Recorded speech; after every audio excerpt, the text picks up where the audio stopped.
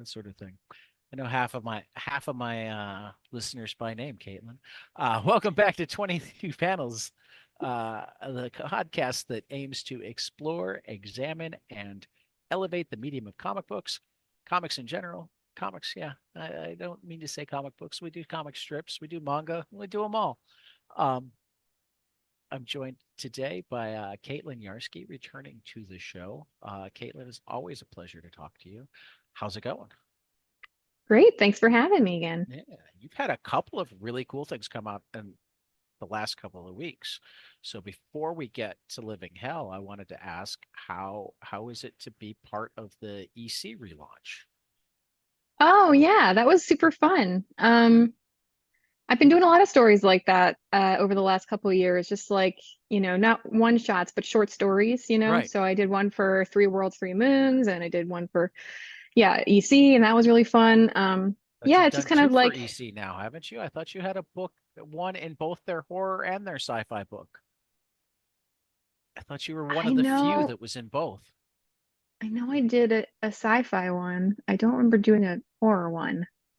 I have to Maybe check I, now I, because I could I have don't know if I could sworn possibly forget doing a whole story, but I could have sworn that it was you and Chris Condon were the only two people that were in both huh. books so far. There's a possibility. I've done a lot of short stories in the last few years. Well, and I just Um, I just love that short stories are coming back. I yeah, like I I really like enjoy that them. we're It's getting these like anthology books with 8 pagers and yeah, it feels like um doing like an episode of Black Mirror or something. right. Like it's really yeah, They pay enough to make it worth it too, I hope. yeah, for sure, Excellent. for It's sure. always my worry is that they're like, "Oh, you're only doing 8 pages. It's a prestige thing." Yeah, no, I think that when if I see the word prestige somewhere or uh or Other than opportunity format. for Prestige yeah, format is nice. if I see an email with prestige or what was the other thing? Exposure. Oh, One of those. I exposure. think I think I'm, I think I grew out of those, so that's good. Yes, you Not did. that and nobody should take those types of jobs No. anyway, but If you're I gonna do have something, before. this is where I'm gonna say out loud. If you're gonna do something for prestige or exposure, you own all the rights and you publish Mm-hmm. it yourself. Use Mm-hmm. Instagram, use Patreon. Mm-hmm. I mean, I didn't get an advance for like the image books or anything. So those were kind of on spec, but Right. at the same time, we those are creator owned, and Right. I was a partner with Sean and everything, so it was Right. a different thing. Yeah. Yeah, no, that's I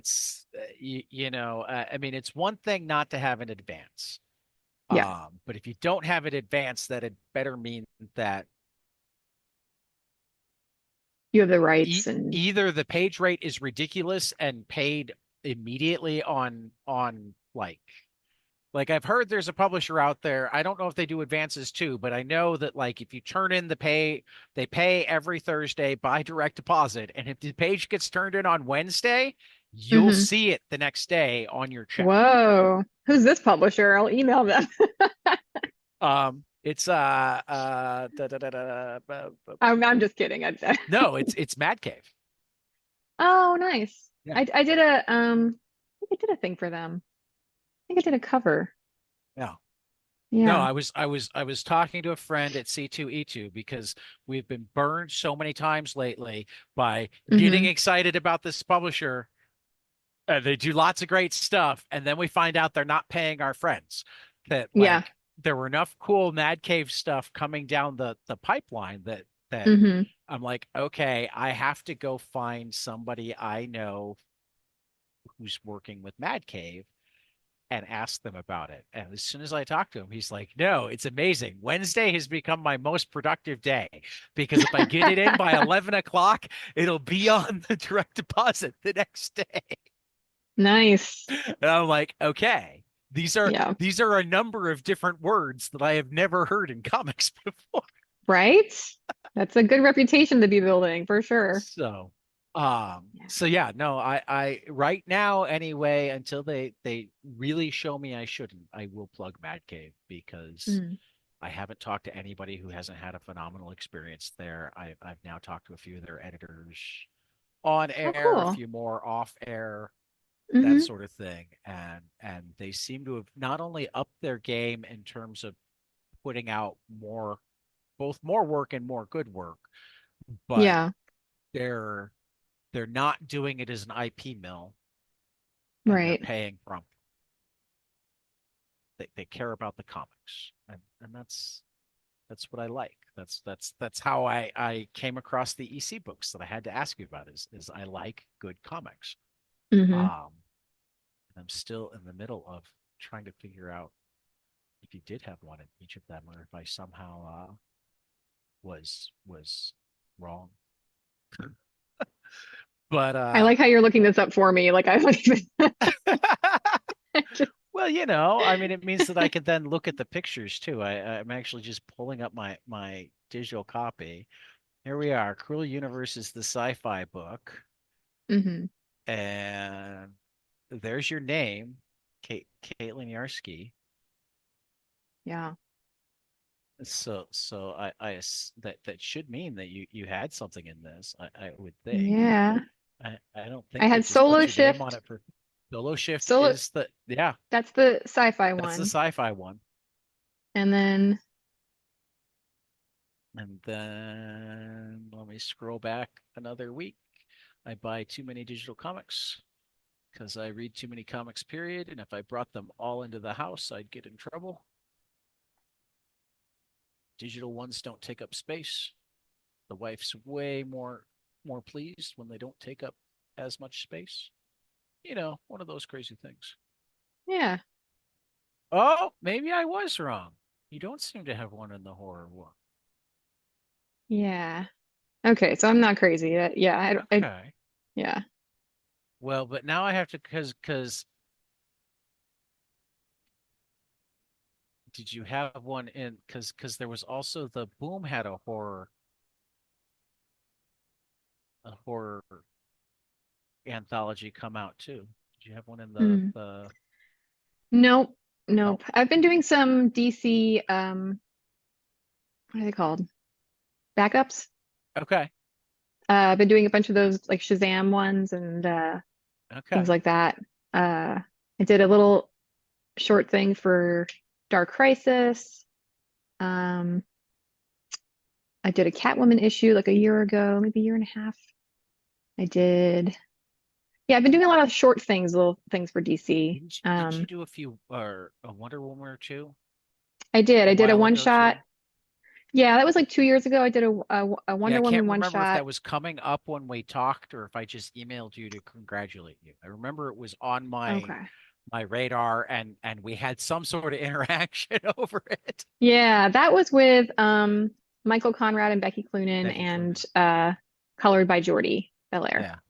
Yeah. Yeah, that was really fun. Well, I mean, that's a heck. Becky's on my short list of people that I should get over my anxiety and send an email to because I've loved her work for so long. It's not even funny. Yeah. Yeah, she's great. She's fantastic. And she just won two Eisners at once. I know. That's I amazing. know. I know. She's such a badass. I mean, there's a lot of badasses in comics and even more badass women, which I love because, Hmm. uh, I, uh, uh, I've always been the guy that A, thought most of the men around me were jerks, and B, had more friendships with women because they have better Hmm. conversations. So Rad. of Yeah. course they make better writers, So before I go too far down whatever rabbit hole, tell me about Living Hell. I got to see the art today. It looks amazing. Um, Oh, thank you.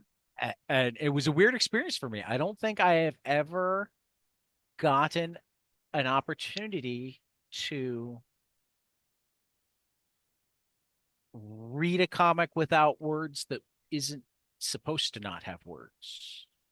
Yeah. Does that make sense? Um, it What does. I mean, yeah, I'm working a month ahead of schedule basically because I want right. to have some time to promote the book and also get ahead on the schedule for the next few issues. Which makes a lot of sense. And Clayton hasn't gotten to the letters, so I got Well, to. that's only because I just finished the art literally just now. So like I it's get he's that. I yeah, yeah, wasn't yeah. saying he didn't get to the letters because he's lazy. Clayton Coles has been a guest on this show. Anybody who Oh, actually nice. listens to this show knows how much work Clayton does. Oh, he's a he machine. He's a even if you'd machine. given it to him 3 weeks ago, if it's not due for, I mean, the book comes out November 6th. So, Yes. he needs to have it lettered by sometime in late September. It's not going to print until October. Right. And he Right. letters enough books that, But he's graciously doing it early for me so that I can oh, send I'm PDFs certain around that to he people. will. It's so nice. Yeah. I just Yeah, want to yeah. make it clear that a book coming out in November, I would not think Clayton was being lazy or Oh no, I know, derelict I know. in any way, shape, or form. For the listeners out there, I know you know. Yeah, he's my best friend and I Oh, adore wow. him. Oh, that's right, because you used to be out in Rochester. Yeah, that's how Rochester we too. met. Hmm. That's right. And I was just getting started on my first image book when we met, and I was working with Sean at the time, and we started having these like work hangout type of things, Okay. with us and a couple other comic book people So in like town, and the unofficial studio, unofficial studio. It was kind of just like once a week or once every other week, we'd be like, let's right? have a work hang, and people would get together, and we would just work all day and talk, and it was really nice. So, I mean, Yeah, there's a much bigger community like that here in Portland, in which is why I Portland. came out here, just because I it's mean, it's it's like it's rife with comic book people. it's So currently, I think, the capital of comics. yeah, it's I not as don't affordable as it used to be. Like that's what got know. people to come out here, is that it was so affordable and So, everything, and now it's so, kind of like, so, yeah. Mike Oming and Taki Soma will tell you that the key is to move across the border into well, I can't think of the Vancouver. Vancouver, Washington, right? Hmm. Hmm. Because it gives you all of the best tax situations and lower Smart, smart, lower cost of living and everything. Yeah. lower cost of living to begin with, but also the the the property taxes and income taxes are lower in Washington, but there's Oh, no sales tax in Oregon, and you can still easily cross the ah, border to do most of your shopping. sure. Yeah, yeah. That's smart. That's some strategic lifing right there. That's why I pass it along. Yeah. But yeah, so living hell. Like we managed to get distracted there. Right, right. Living Hell. So Living Hell is about, I'm going to read from my screen because this is That's how I allowed. do things, right? So it's about a demon who is coerced into hunting down his own kind.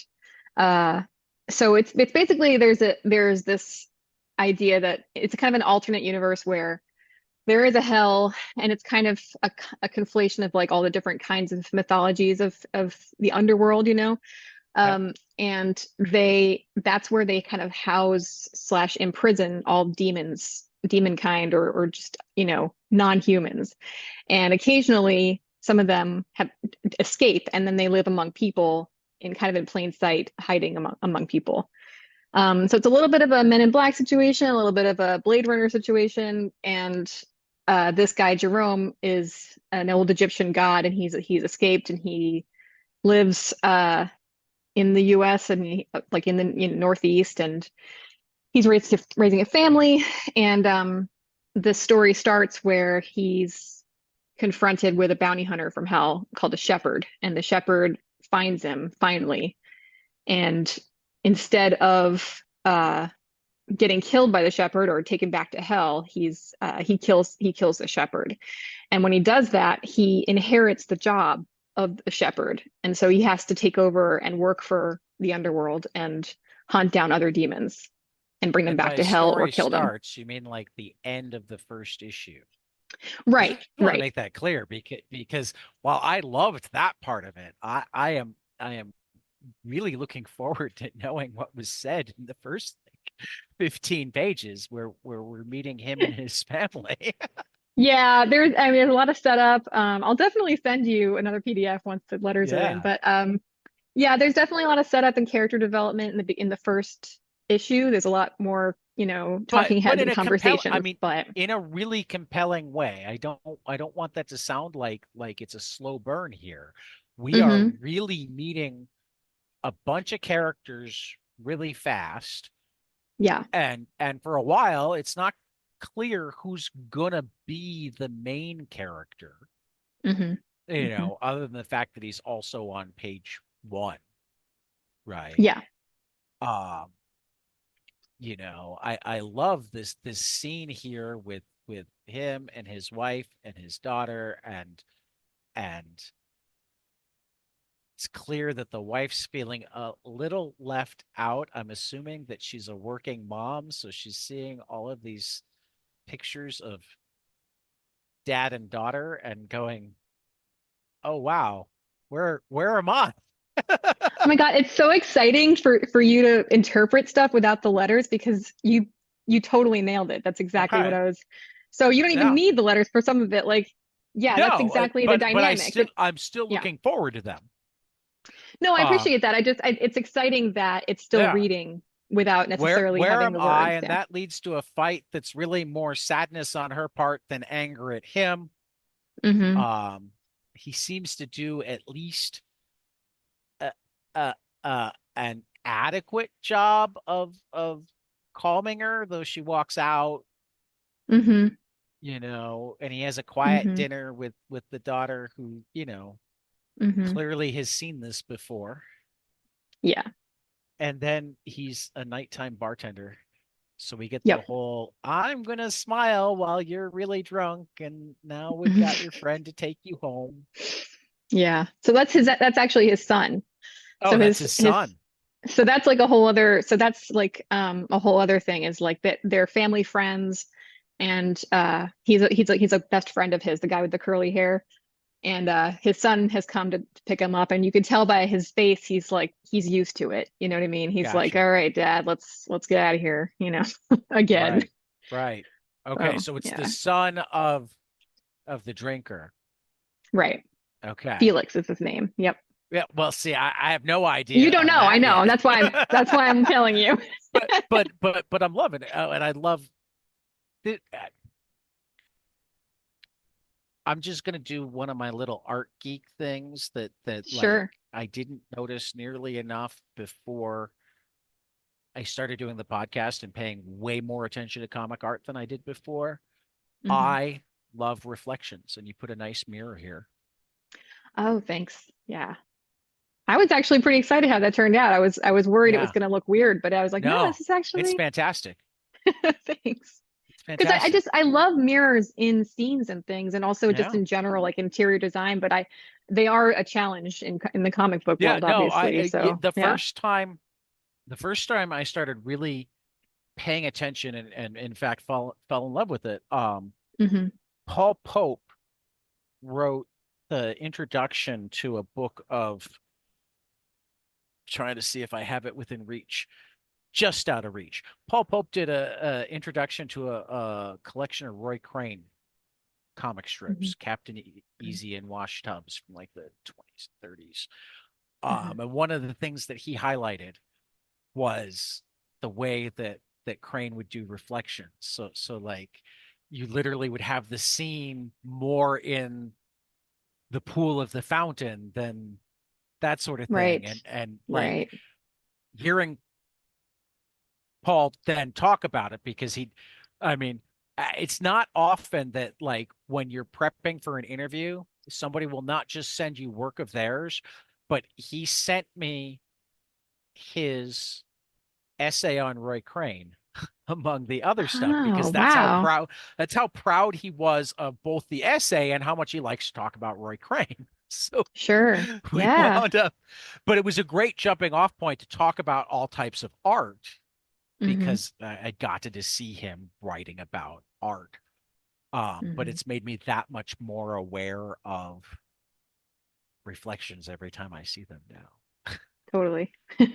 Well, because I mean, Yeah, they're harder to draw, and I'm not at all for, making things harder on people whose lives are difficult to begin with, but reflections happen so much more in real life than they do in comic books.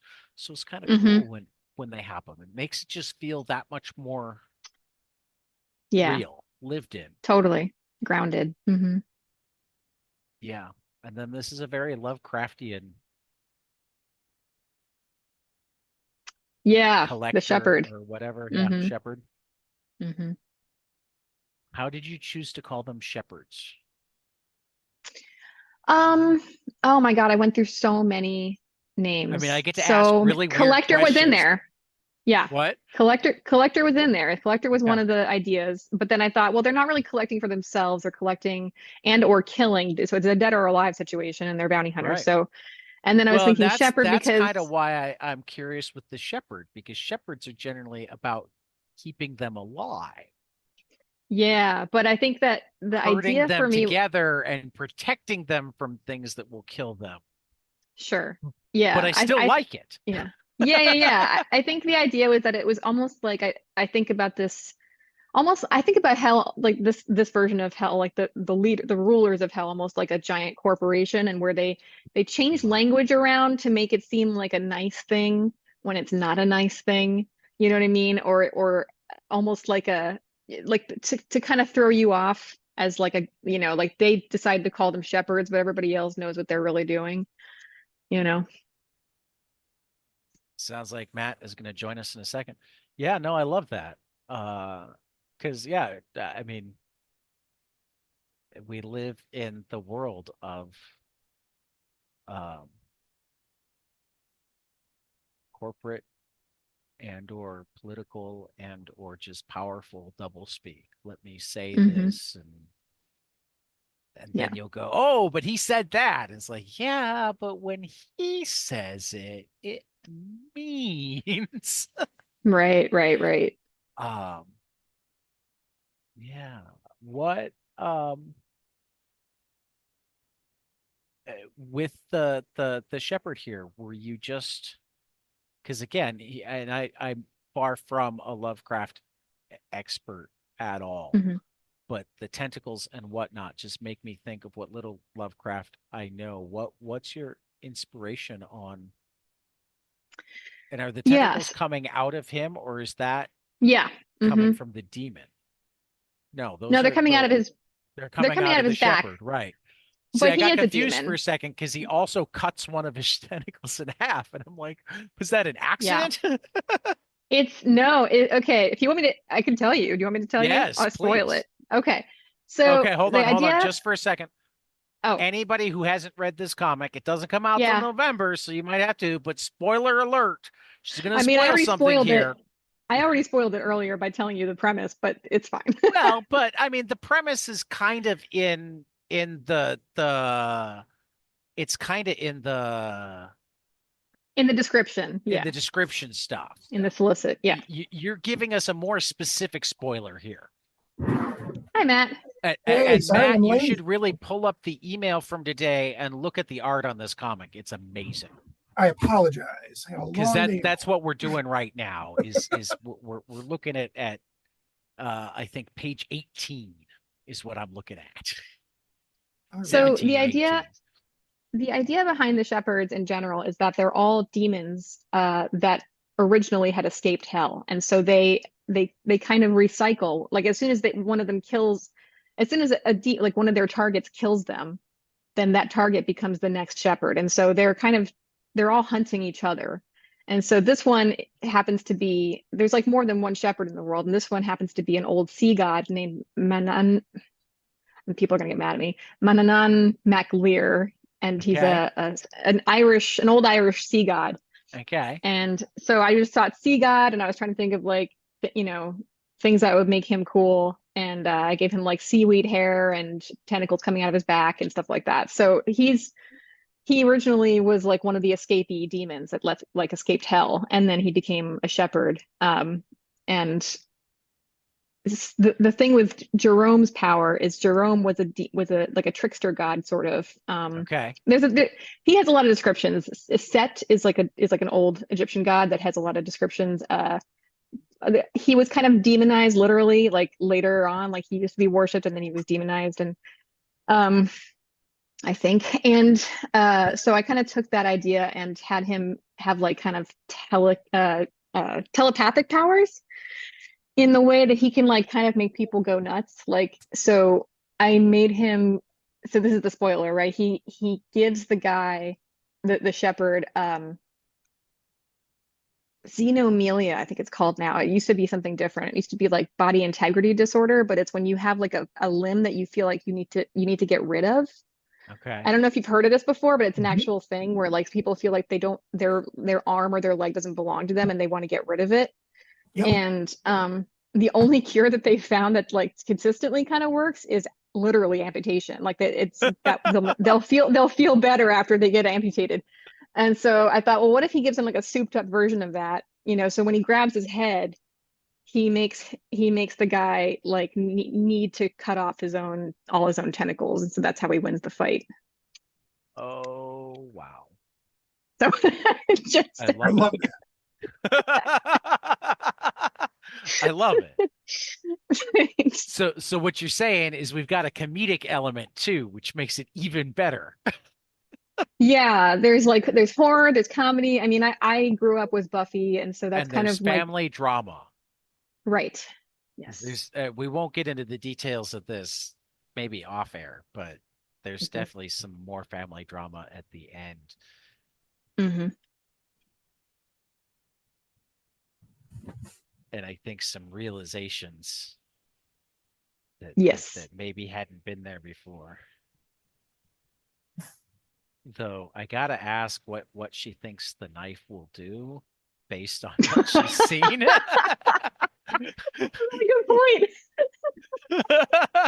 I mean, it's still a completely appropriate action because Sure. in that moment she's probably not thinking that far. No, But no, it's just an but automatic like, given yeah. what specifically, and we're not going to spoil any more here, but what specifically freaks her out, one has to wonder what she thinks a knife would accomplish.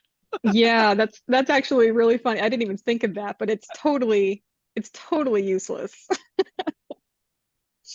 Well, but Yeah. what's more is she has the evidence that it is Mhm. Just 30 seconds ago, I was like, wait, on the same page, right above let's it. let, let's just attribute that all to panic. Yeah, yeah, just Let's just panic. it's all in the same quadrant. Look, And she's I not do she's attribute not to that panic. bright. Please don't take this as like any form of negative criticism. It No, it's makes it fine. very It's real funny. to me because I can't Yeah, yeah, imagine yeah. how I would. I mean, what else would you do, right? Like, what's the alternative when you Right. see something like that? You're in the kitchen, you're freaked the fuck out. Yeah, It's first thing in the morning. There's a weird right. dog in the house, and you went to bed in the middle of a fight. Yeah. This The is dog not is, a yeah. good morning for her. No, it's a bad 24 hours. Um, the dog is 24, my 12. Yeah, oh yeah, I guess so. Um, the dog is my favorite character, because I just fucking love dogs. And are we allowed to curse? I don't Oh, know. absolutely. I think I But have. he's a hellhound and he's a completely useless idiot of a dog, Oh, of great. a hellhound. Like he can't do anything. So he loves Jerome, and Jerome doesn't know what to do with him because he's more of a hindrance than a help. But Have so you he's ever definitely a comedic element. have Sorry. you ever read any Christopher Moore? Sounds familiar. He he's one of the funniest writers out there right now, but he did a couple of books where um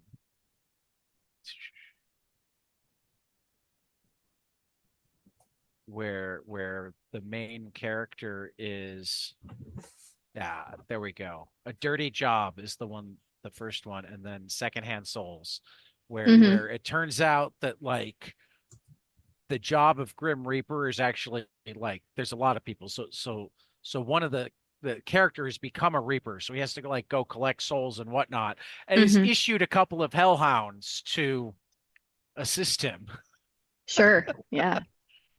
um, who wind up just being his daughter's pets, and hilarity ensues. Oh, nice. She calls them the doggies. Yeah, this Actually, one, his initially she name, calls them the goggies. the Goggies. This dog's name is Pants. Um, I love it. and yeah, there's the scene at the end there where this actually happened to my dog when I was growing up, where like we opened a cabinet and all this Tupperware fell out, Okay, and she stood there for like 10 minutes barking at the Tupperware, thinking it was alive because she wasn't the that smartest sounds dog. about right. Sounds about Yep. right. Yep. I Dogs are mean, great. now with my dog, it would have been like come play with me barks, not hey, bad thing barks. Hmm. Hmm. My Hmm. dog would only be a good guard dog in that he would let us know that the criminal was in the house, but like in doggy speak, he'd essentially be going, "Hi, hi, I want to be your friend. Oh, you want the TV? The TV's over here." Yeah. Take it, please. Be my guest. Yeah, that's pretty much the energy we have You with have this treats. character. Treats would be Yeah. nice. How about you pet me? Oh, yeah. No, Caitlin, this looks just outstanding. Thanks And so I love much. And this guy in the bowler that I assume is like yes, some sort of accountant souls. he's like the manager of the shepherd. Like he Okay. kind of Yeah. he gives him the assignments. He has the kind of house slash not house that's the opening to the hell mouth where he brings back his, targets, stuff like that. Oh, I totally missed it that the other shepherd's dog burned up and then became the new dog. I had to do that in like a quick 3 panel succession because I thought people are gonna freak out if they think I'm killing a dog in the story. So Kill I have to be people, no like, big deal. Yeah, but that's you're true. not. What It's totally true though. People will my literally wife freak will out. not watch John Wick. Yeah, yeah, She's yeah. considered watching John Wick if I tell her after the dog has been shot. So she can start there. And the only reason she's considered it is because she thinks that that level of violence in response to your dog being shot is 100% appropriate. That's a lot of people's response to that movie, which is a little bit alarming. I mean, I love dogs, but I mean, to be fair, most of the people he kills in that movie are also yes, that pretty helps that bad they're He people deserves they're it. bad Yeah. otherwise. people. Yeah, yeah, yeah. That You know, makes it go But down easy speaking of John Wick, yeah, it for is sure. it's one of the great overreactions in cinema. Oh well, yeah. my parents hadn't seen it, so I told them all about it, and I think they went to the library or whatever and got a copy. And my dad watches it and he says, "But what's the point?" I said, "The point is not to fuck with John Wick's dog." Right. Not to fuck with I mean, John Wick. really Yeah, not to that's fuck the with John point. Wick, but he would have stayed retired Yep. Right. Yeah. if you'd They left kicked the a dog sleeping alone. bear. Yep. Right, Hmm. Yeah. right. If you Yeah. just tried to kill him, Yeah. but left the dog alone, you would have been okay. He Movie Yeah. went probably over. would have even forgiven the stolen car Shortest if you'd Yeah. movie left ever. the dog alone. Yep. It's almost more about the mythology around the character and the way other people talk about him that Yeah. Mhm. that And they're brings it up scared. to this level of like, oh shit, you just did something real bad. Right. Yeah. So as I'm flipping, and this is the other way that this won't be spoilery. We're going all over the place in this book. I'm flipping back through the art, and I'm looking at the I realize videos because Yeah. they have Got the little arrow. the little arrows at the bottom. And is she just reminiscing? Did she put together a school project, It's a school project. Yes. That was my So, guess, the teacher yep. and me. And then Yep. So are like there's the nose and the head slap and the tooth. they're just supposed to be sort of like little icons that you can like little stickers you can put on like a, an animated Okay. thing or a video. This is basically she's in a video class, so she's learning like After Effects or whatever. So, Mhm.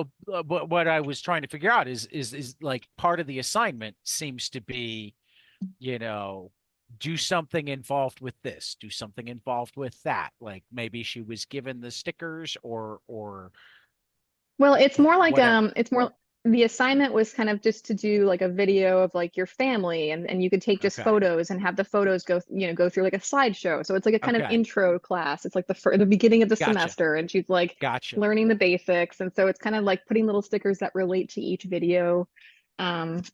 So I was trying to kind of like add a little bit of like that, a little bit of a Gen Z kind of vibe to it, by giving it a little bit of icon No, I like it. stuff in there. But wish- yeah, and it's also supposed to be a way to do expository stuff without too much expository stuff, you know. Right.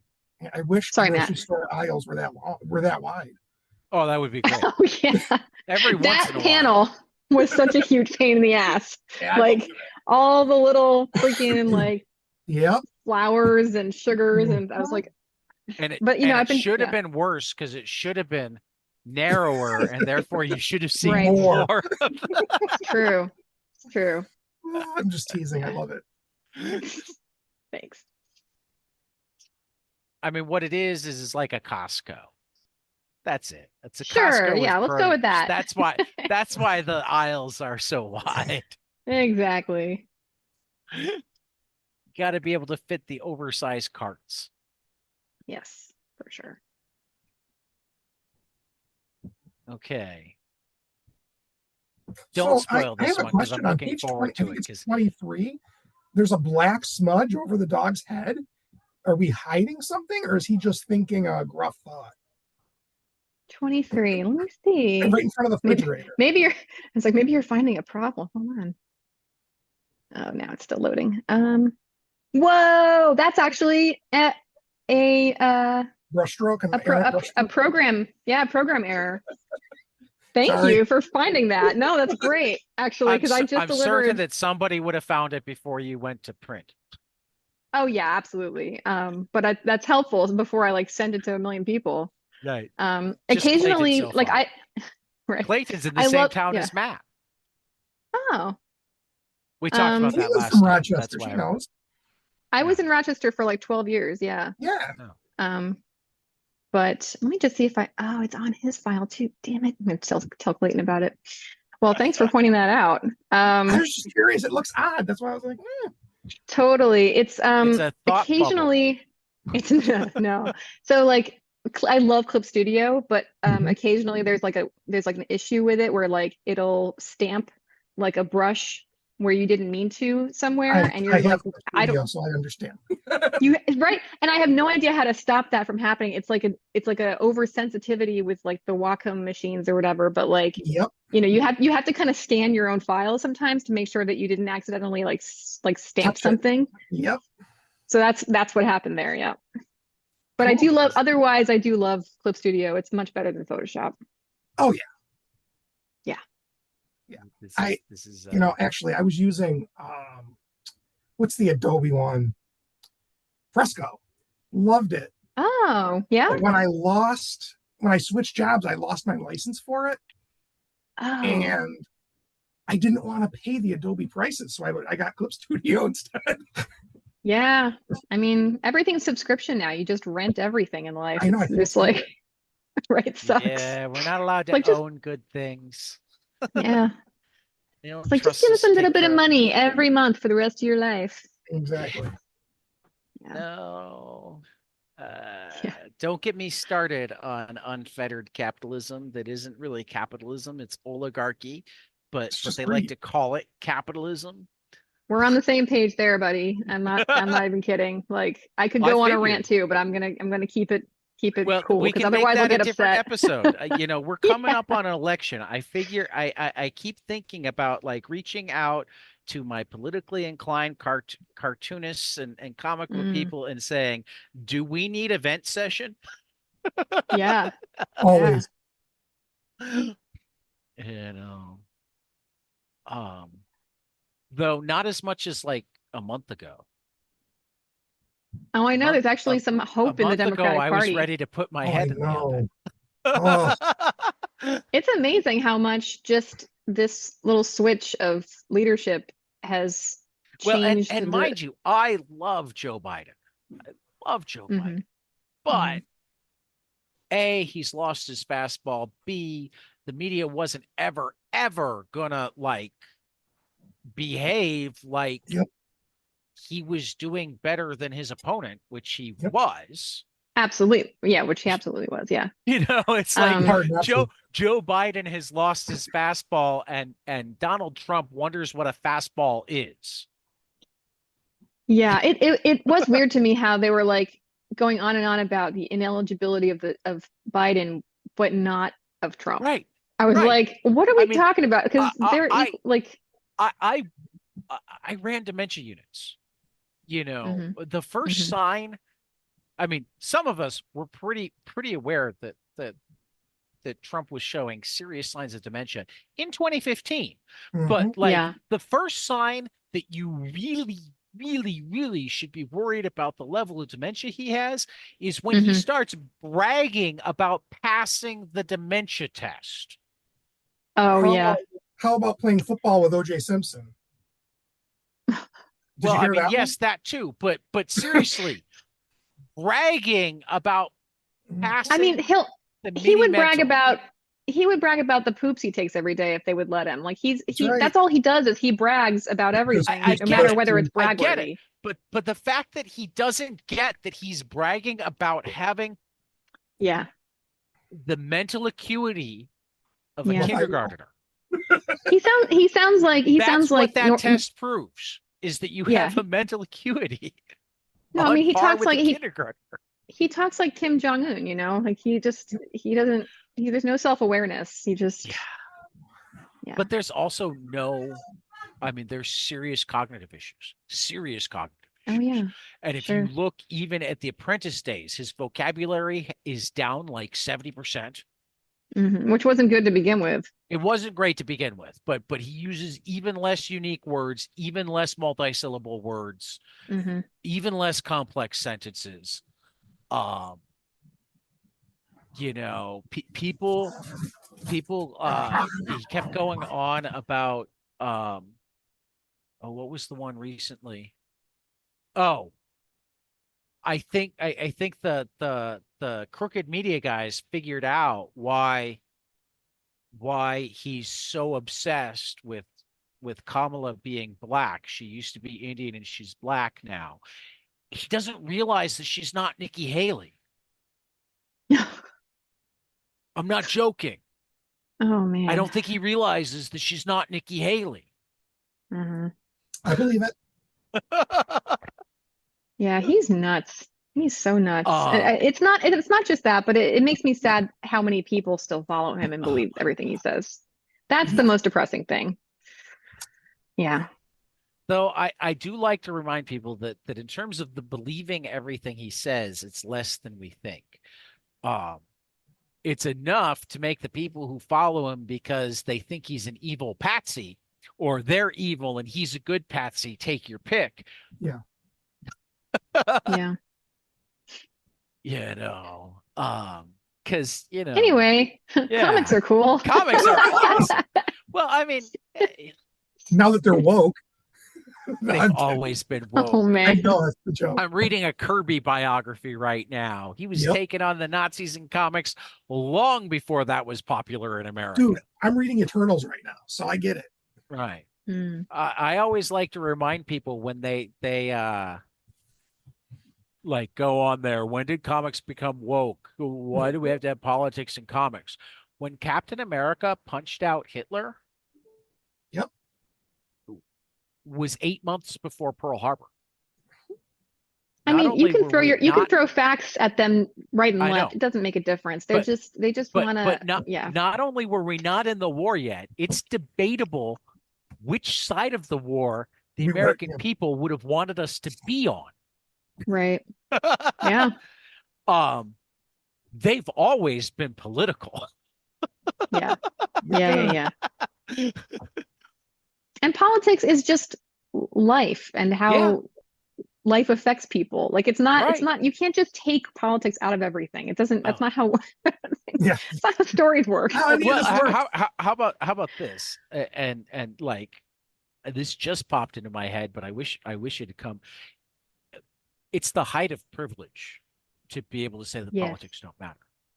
Yes. Or It's the even, height I was of just thinking, privilege to be able to say, I don't care. let's not let politics get into this. absolutely. It's this It means that inability you're to so see, yeah, you're not being affected by things nearly Right. as much as other people are. Yeah. right. Yeah. You know. Yeah. Agreed. Yeah. Yeah. So But living That was it. hell. Yeah. How Living many hell. issues is it? Living hell is so much happier than this. Or is this a 6, 12 issue? What is it? Yeah, what's the plan here? Unfortunately, it's only 4. I was gunning for 6, but this is my first time writing and drawing and doing all the things. So I think that they were kind of staying on the cautious side. So I think that I kind of had to compress it down to 4. So in an ideal world, it would have been 6, but That yeah. just means there's that possibility of like good sales either on the single issues or the collection that allows you to come back and do. That's right. Yeah, hopefully. more, And I've set it up more. for a potentially a sequel.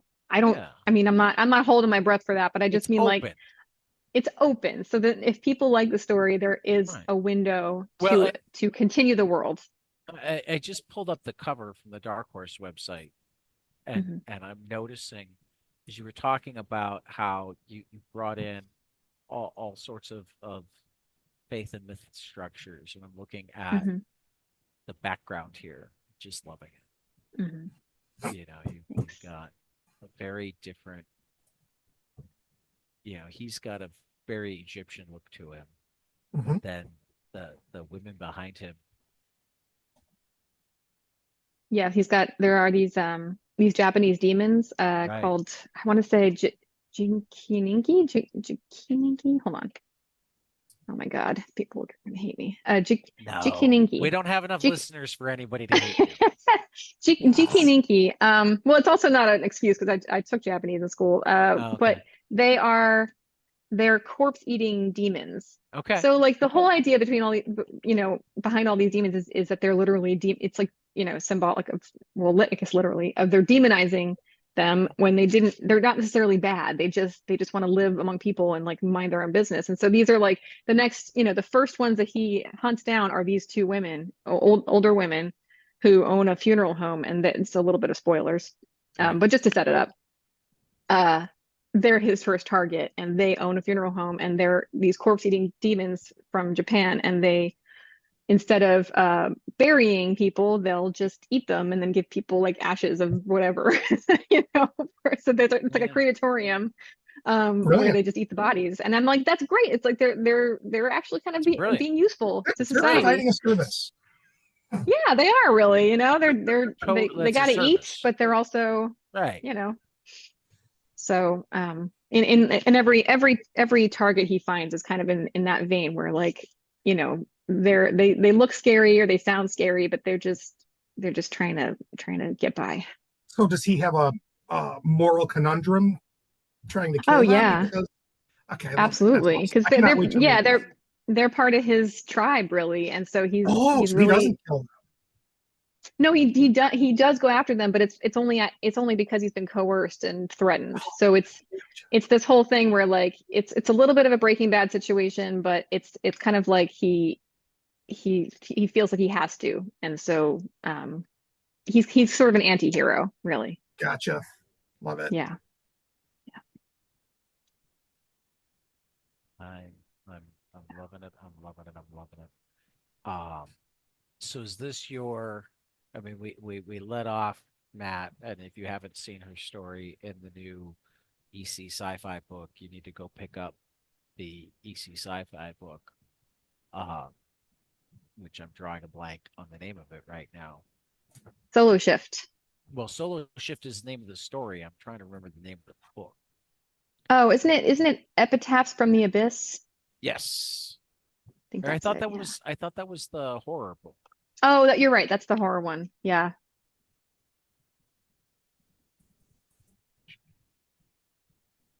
Epitaphs from the Abyss is the horror book. The Cruel Universe. Cruel This is a Universe. That's story in right. Cruel Universe that you should definitely go check out. And Chris Condon has stories in both of them. So, you know, if you haven't picked Cruel them up Universe. yet, All right, Matt, I'm writing this down. you must go pick them up. But is this your primary focus until it's done, or do you have any other shorts in the works? Any other things that we should know about? I have a couple series that I'm gonna start working on in the next few months for Dark Horse, but I can't talk about them yet. I did do some work for Valve. I did some comics for Dota 2, if you guys play Dota 2. And those those were really fun. They were kind of like almost like cutscenes, but just comic form. Okay. So I was doing that over the year, and that's been really fun. And that's kind of like intermittent, work. So, but right now I'm kind of just focusing on this and trying to get all 4 issues in the bag. Which makes sense. I Mm-hmm. just like to Mhm. make certain I'm not missing things. Nope, you're good. Yeah. So flipping through to see if there's anything that oh, you got to do one of the covers for Gone. That's right. I think I Yes. even bought the digital version of that. Yeah. Because that was my thing because I like having digital copies of the stuff that I love the most. And stuff like distillery books, I like need to have the physical copy. So Sure. since they're like the only brand that does separate covers for their digital books, it's like, okay, I'll get the main cover with my regular book, but then I'll go pick either the coolest cover or the cover from the artist I like the best for my digital one. So yeah, I have your cover of Gone. Oh, we just lost Caitlin. Hopefully she pops back up momentarily. So how's it going, Matt? It's going good, man. Sorry I was late. Well, sleep is good. I'm going to pause the recording. And we're back. And Caitlin's back. I'm back. Stupid phone. Did it run out of charge or just I have it linked. Okay, so I just installed this thing that's like it links the phone to your computer so you can text people like on your keyboard when you're like working. Right. And it looked like I was getting a phone call. And so I pressed end, but that was you guys. So that's on me. Okay. No, that's cool. It's a new app and it's a little bit weird looking. So sorry about that. It took me a long time. In my car, I have the things on the steering wheel to like answer the phone call and the phone call, that sort of thing. And they'll also like get rid of you have a text message popping up on my console. And it took me a long time to go, oh, I can't use it to get rid of my text message if I'm also on the phone. Because it will hang up. Yeah. Rather than getting rid of the text message. If I want to take the text message off the screen while I'm talking on the phone via Bluetooth, I need to reach forward and hit the cancel. There's all these like little things you got to learn about each app. Yeah. Well, because I mean, some of it is because whoever was designing didn't really manage to think about all of the eventualities. They didn't do their own UI test. And some of it is even thinking about it, fixing it would just be more trouble than it's worth. If that makes sense. I mean, people who don't program like to look at things and go, well, this should be simple. And Yeah. maybe, and for that matter, maybe even it would have been if they thought of it when they started coding. But Right. but sometimes that thing that feels like it should be simple is either A, not that simple when you need to put it into coding terms, or B, not that simple when you need to somehow insert it into a different code that didn't have it before. Yeah, the port. Yeah, Um, definitely. one of the reasons why we're still a long way from machine learning replacing coders. And I've Hmm. decided that I'm going to try really hard not to call it AI anymore because it's still machine learning. It's nowhere near AI yet. Mhm. Yeah, it's like a Thank buzzword, God. really. It Yeah, is. And it's an unfortunate buzzword because there are some amazing things that can be done with machine learning that I feel like we're slowing down on getting to them because we're trying to run before we crawl because it got turned into a sure. buzzword. Because money, because people, the first thing But they teach it, it's essentially Yeah. money that's being set on fire, though. It's not money that's actually like well, it's making the CEO, they think, right? They think it's making the higher ups and the executives richer because they don't have to pay it's people to do yeah, stuff. Yeah. yeah. So like if you look at like game jobs now, which they had massive layoffs recently, and then you look at Indeed or wherever you're looking for jobs, and you see all these AI artist jobs, quote unquote. I will not get into this conversation too deeply because it makes me really upset. But like, it's the first thing they teach AI is to steal from Yeah. everybody Mhm. and then just repurpose it, and everyone's fine with this. Like, it's Well, mind-boggling to among me. other things, I mean, art aside, which is Yeah. the problem with just teaching it to take from everything Yeah. is that that's how you get the weird things like the sixth finger or the third Mhm. arm if you're talking Well, art. thank God. Thank God that Yeah, no, happens definitely because thank God. But like yeah, for sure. we're starting to have people trying to teaching, oh, use it to set up your lesson plan, use it for this in school, use it for that in school. And I'm sitting there going, Yeah. yeah, no, we're not at a point where it's good at knowing what's right from what's wrong, which means Kitty. that depending on what you tell it or what you ask it to do, Oh if yeah. there's more out on the internet that's false information I've than actually accurate noticed, No, not on the right. internet. information, it's either going to be Yeah. completely wrong or it's going to like try to split the baby. Yeah. Um, Like the AI Google thing is, first of all, it takes too long to load. Second of all, half the time it's wrong. right, And it's just taking from the first, it seems to be only taking from the first two things it finds and then just right. telling you that that's the truth. But And so there's no checking. Like, yeah. but beyond that, every time it does something wrong, it then reinforces it. Mm, Particularly if its wrong thing gets published anywhere. right. So say 500 news websites let AI write their article on this and it gets one thing wrong, but they all Yeah. publish it. Now, as Yeah. far as the AI is concerned, even though it created this, it doesn't know it created this. It's stupid. Hmm. It only does what we tell it to do or what we've programmed Sure. it to do. Um, Yeah, if your prompt it sucks, now has the AI is gonna 500 suck. sources that say this is true, and it doesn't know that it really wrote all 500 of those sources. Yeah. I mean, the interesting thing is just I wonder what these kind of like higher up, executive people are thinking when they think They're we not. can just get rid of all of these middle class jobs, all of these white collar jobs, all these, and you're thinking like, okay, so you get rid of all these people's jobs, who's left to buy things from you? Yeah, because you've eliminated the Like, middle class.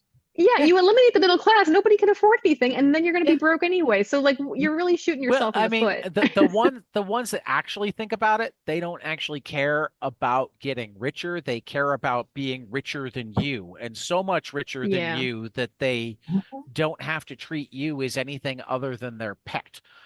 sure. Um, and the other one's that's smart. I mean, I'm convinced that one of the biggest issues with generational wealth Hmm. is that every generation that grows up super wealthy has less motivation to actually know how to do anything than the Mm. last. Mm-hmm. I mean, Mm-hmm. we're seeing a perfect example of it right now in Robert Kennedy Jr., particularly as more of the really weird stuff Oh comes out. my God. Because, You guys heard about the bear oh story? Yep. yes, I oh yes. That is my favorite thing I've ever heard in my life. I was like, this cannot be a real story. And then You I want saw to it on. hear a great footnote? I think it was AI generated. You want to hear a great footnote on that bear story? Yes, There, please. there was a similar story about, because it was a black bear, the bear cub, right? There was a Yeah. similar story a couple of years ago about a family that Mm-hmm. all died of a rare worm that they that ate their brains that they acquired From eating a from bear. eating undercooked black bear meat. So it's Oh, entirely possible that his willingness to pick up and eat odd that is roadkill like and his whole that. I love brain worm how thing are connected. my favorite thing is that the first thing that he thought when he hits a bear is, I'm going to take this and eat it. Eat it. Like, and Skin it and that's eat it. not even the weirdest part of the story. That's like the most normal part of the story. And I'm just like, Just gets what weirder is from there. that's amazing. Oh, But my point here is yeah. that on top, I mean, we know that he has some level of intelligence because there was a time in his life where he was a brilliant environmental lawyer. Mm, Okay. Um, because apparently at some point in his life he cared about that enough to learn how to do it. hmm. But he clearly didn't have to learn many other things, which is how he can be smart enough to be a brilliant environmental lawyer and think that he knows more about vaccines than, Yeah. doctors. Americans in general are so good at being confidently wrong about so Yes. many things. Yes. Like we will just dig in. It's amazing. Well, It's I mean, really amazing. and I say this as a teacher. Part of it is one of the most massive flaws in our education system that is Mm, just super reinforced by standardized testing is the hmm. idea that there's a right and wrong answer. Hmm. Generally, there are many right answers and many wrong answers. Hmm. Hmm. So when your entire education is built around confidently asserting the right answer, having One faith answer in that's right. Yeah. yourself that you got the Yeah. right answer, the whole concept that, oh, there might be another right answer, or Yeah. oh, the right answer might change over time. I mean, how much trouble do boomers have with the way our understanding of climate change has evolved? Yeah. How often have you heard things like, when I was a kid, this was going to happen, and now this is going to happen, and now this is going to happen? I'm like, yeah, but Yeah. if you're a scientist, it's really all just revising and evolution. It's not that Hmm. they think that what they said when you were a kid is wrong. It's that they have more better data now. Right. And for that matter, when it comes to politics, where science and politics have so much trouble together is a scientist, even like, I'm going to use my biggest hot button issue, which is like, it has been debunked so many times. Autism is an incredibly important thing to be studying and whatnot. Hmm. It's not a terrible thing, Hmm. so when you treat autism as, oh, the scourge of humanity, hey, I'm autistic, like, fuck you. Hmm. Hmm. Hmm. um, but you're not going to be able to find a scientist that, like, a real scientist has trouble saying, I am certain that vaccines don't cause autism. It's, I am nearly certain, I am 99% certain, there's no evidence that vaccines There's cause also autism, that sort of thing. right. Whereas if you're a politician, you'll go, more kids have autism since there are vaccines, so they must cause it. Right. Vaccines They have do cause yeah, yeah, autism. yeah. They don't care. They'll just take whatever little nugget of whatever they want and then just amplify it, or they, Right. and they don't care about correlation versus causation or any of Right. that stuff. They just try to scare Where, people. whereas a scientist is like absolutely unwilling to say almost anything definitive. Even if it's almost 100%, like Right. people all over the place. And again, I'm not like, I went to art school. Like, what the hell do I Right. know? But I know at least that theories in science, in the science community, is not the same as a theory in the regular vernacular, right? It's a different thing. A theory in science is almost a law. Like, it's Right. really Right. It's close to way being like past hypothesis. way Yeah. past it. So people are like, well, it's just a theory when they're talking about like evolution or whatever. And you're just like, that's not what we're talking. And Like, frankly, evolution wouldn't be a theory anymore, except that it's a political football. yeah. Yeah. I would Most of the almost posit scientific that maybe, community was way past calling it a yeah, theory 50 years ago. I was gonna say like maybe there's a case for changing the word theory in the scientific community just to stop people from calling it only a theory because Right. they don't understand the difference between regular, Yep. yeah. Well, I mean, but the thing is, I mean, science is the one place where even laws can change. Mm. I mean, what the laws were before Newton changed with Newton. What the Mm. laws were before Einstein changed with Einstein. I Mhm. mean, Mm. there have been laws. It's like, yeah, except that this breaks that law. So we have to figure out what the law really is. Because Hmm. if you say this, then this shouldn't be possible. But we're looking at this. Yeah. Well, like the quantum world, I know is like scratching a lot of people's heads, Yeah. right? You Yeah. know, um, but that's just, I mean, that's just the thing. Scientists in general are the good scientists are among the most creative, forward-thinking people in the world. They just Mm. put it into figuring out the world rather than expressing the world. Hmm. Every once in a while, I find an artist, a scientist that's an artist too, and my God, are some of those just Yeah. fascinating. I It's mean, it's important to have communicators, people yeah. who can bridge that gap between, yeah, the Well, layman. there have been some great science comics in recent years. Yeah. In fact, there's one coming out soon. Uh, Kafka and Einstein were both in um I want to say Munich at the same time. Yeah, Einstein and Kafka Land, how Albert fell down the rabbit hole and came up with the universe, comes Hmm. out actually next Wednesday. I All read right. a preview copy of it, Ken Krimstein, and it's essentially, they were both in.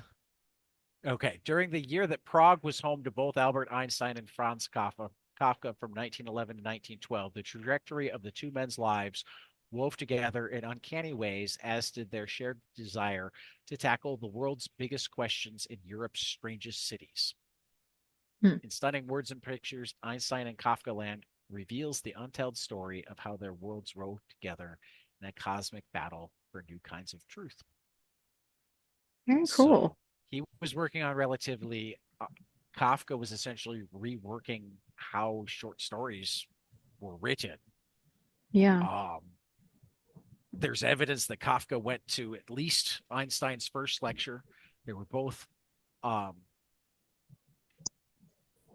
members of one of the same salons, so it's entirely possible they were in on all sorts of conversations together.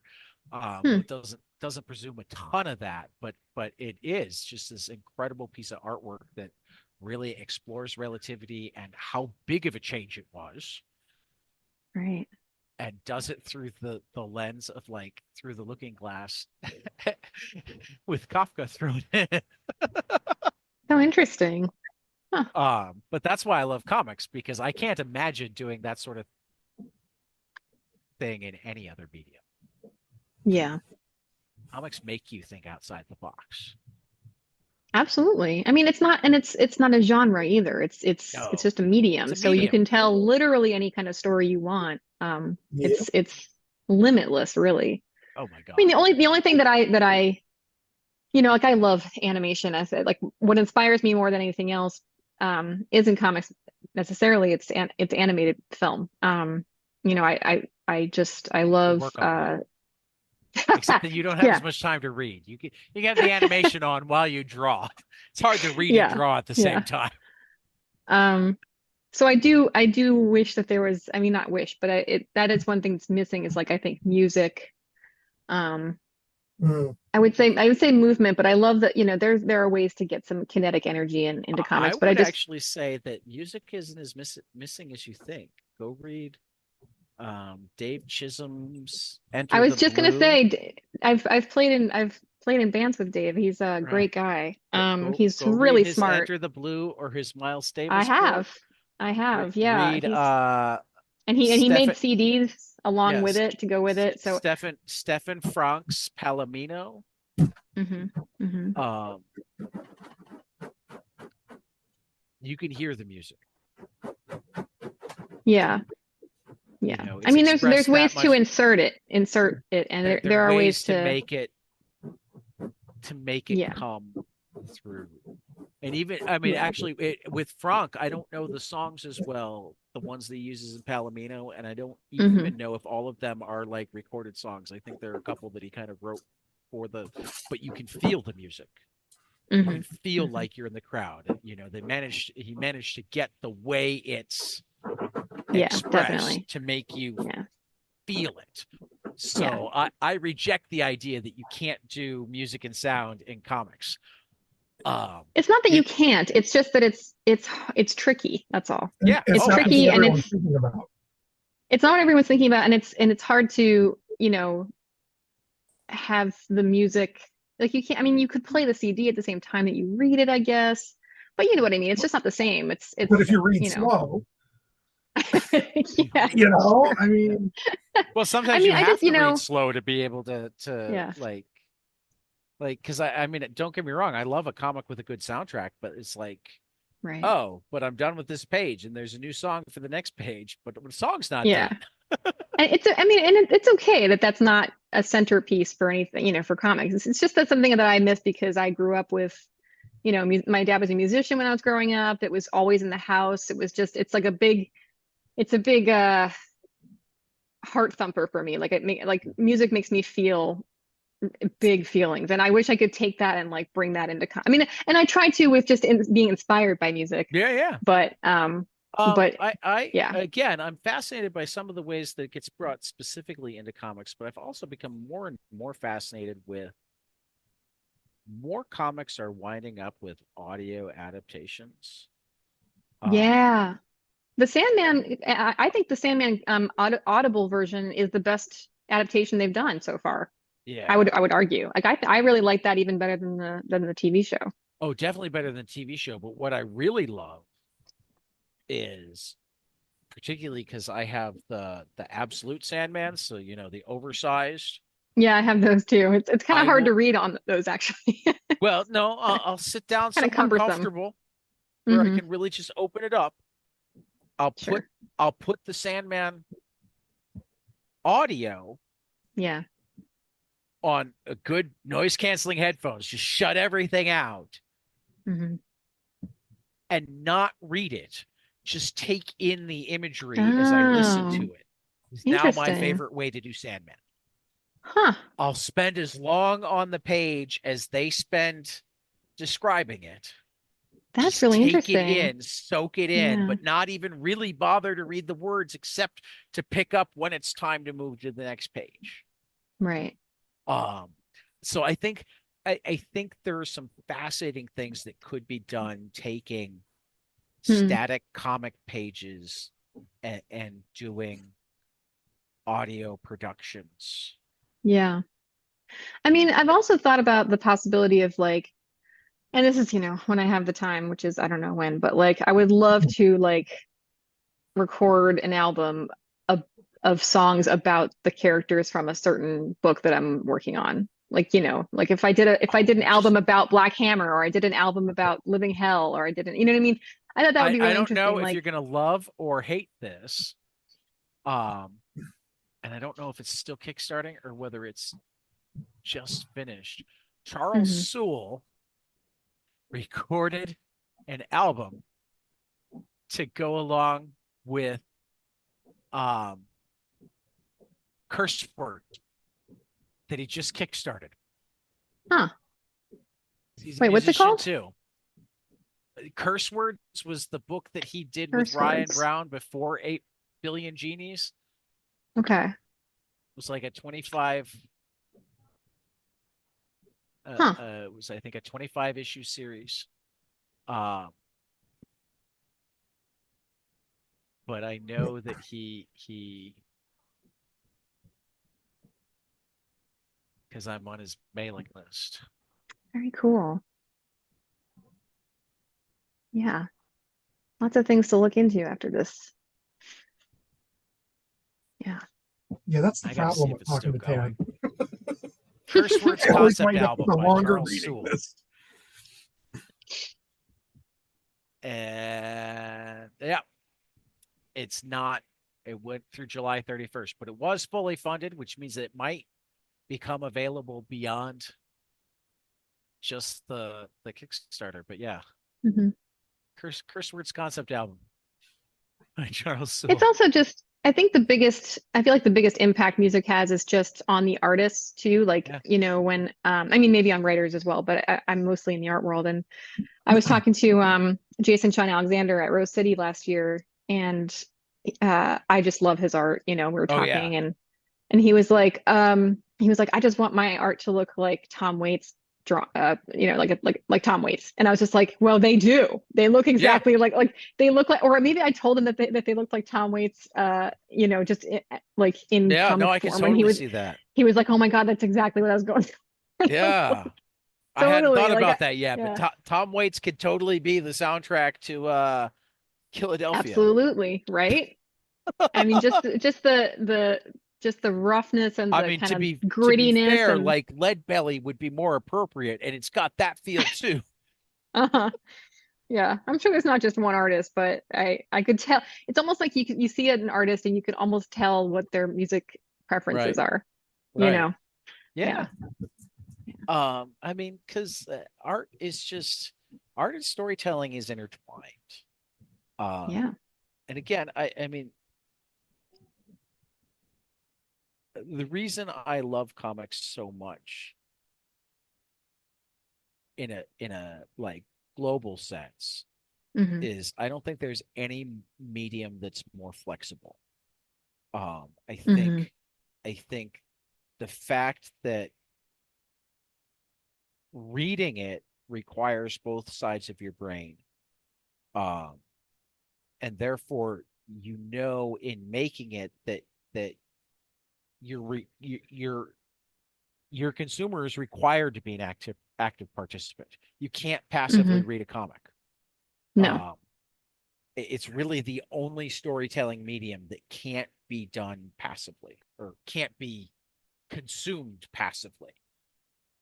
Yeah. I was gonna say books, but you can listen to books. I listen to most but of my but but book readings is listening to Audible now. Audible, yeah. but even in Yeah. terms of reading, um, have you ever read a page and like realized that you don't really remember what was at the Yep. beginning? All the time. And do you always go back, or do you sometimes go, couldn't have I been that usually important? I usually Um, go back. Sometimes if it's something like I loved Lord of the Rings growing up, but I know right, that if I missed a few paragraphs describing the landscape, I'll right, be fine. Like, right. you know, That's my like, point. So I yeah. mean, it's really easy to fall into skimming, which isn't really active reading. Mhm. Right. It's really easy to fall into, okay, I got just enough from this. And it's not impossible to read comics in such a way where you're reading them quickly and not doing a deep read, but you still have to put the words and pictures together. Together, yep. Yeah. And if you're not putting the words and pictures you can't put the words and pictures together passively. And you got to read them in the right order and everything. It's like it's a much more involved process. Right. That's my biggest sin with comics is I get so distracted with the art. Like I follow artists more than I follow writers, and so I'll pick up a book, and if I love the art, I almost can't read it because I'm just studying. Like Right. I think I have tried to read Rumble so many times, but I love James Herron's art so much that I'll just be looking at it in awe. And it's the same with Amy Reeder's Amethyst. Amethyst is so goddamn gorgeous that it's almost distracting.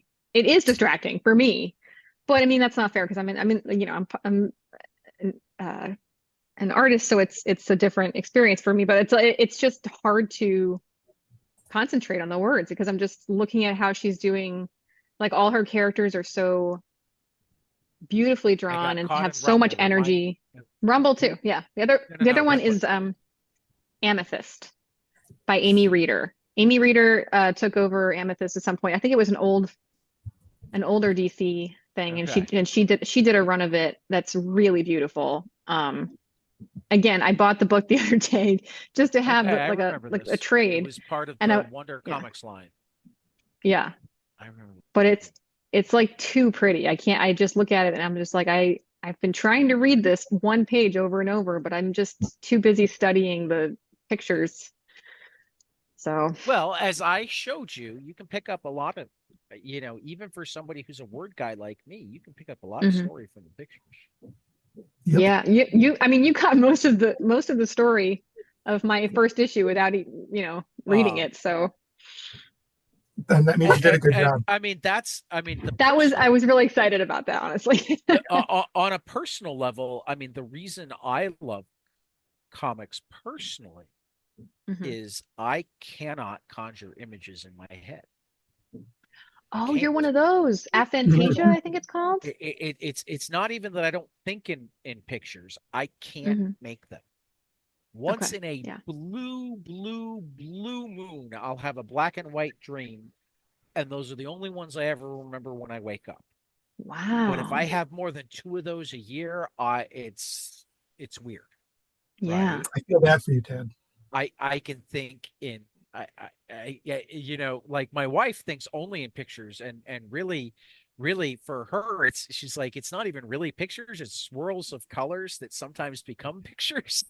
And I'm like, the best way to put it is I hear words, but that's not even quite right because really I just feel them. I can conjure a feeling in my head.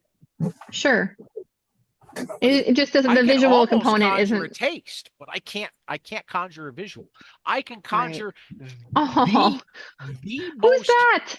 Sorry. Detailed. Yeah, he's got a couple of dogs. I can conjure a word picture so detailed you'd think that I was seeing it in my head.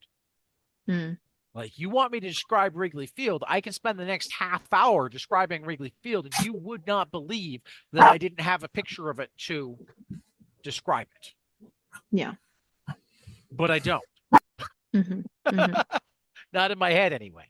So, like, I need it. Makes like, I don't need it, but it makes grasping stories that much more impactful for me. Well, and you're not the first person to tell me this, that a lot of people with the same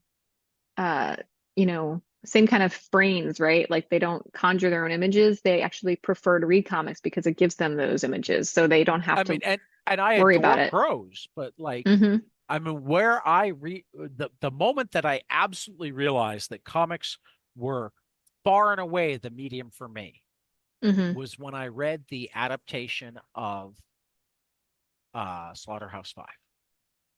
Oh, I didn't even know there was one. Yeah, Ryan North and Albert Montes, I think. And it was a book that I, before that, it's a book that I would have said couldn't have been adapted to comics. Yeah. And after that, I've decided that there's no such thing as a book that can't be adapted to comics. Right. Yeah, Ryan North and Albert Montes. And I even have it on Kindle, so I can pull it up on screen and show you some. I find the right button.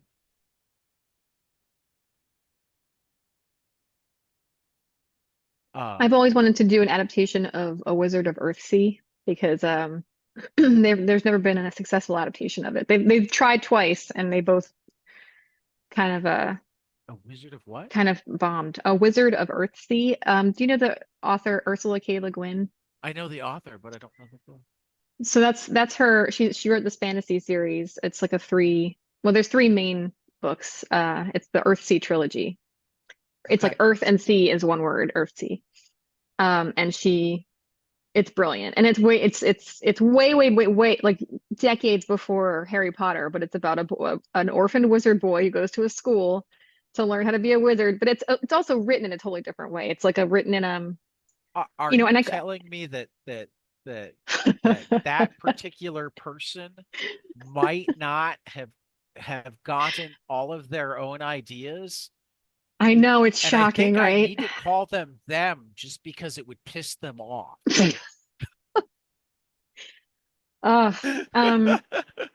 Well, A Wizard of Earthsea is just a brilliant book it's a coming of age story, and it's this boy he's better than everybody else in his school at learning this craft, and they're almost like monks in a monastery kind of vibe. It's a much more serious kind of story. It's like has this like kind of old style fantasy vibe to it, like Lord of the Rings style. Anyway, and it's just a great, like, it's confronting your own demons and growing up and taking responsibility for your mistakes and things like that. It's great.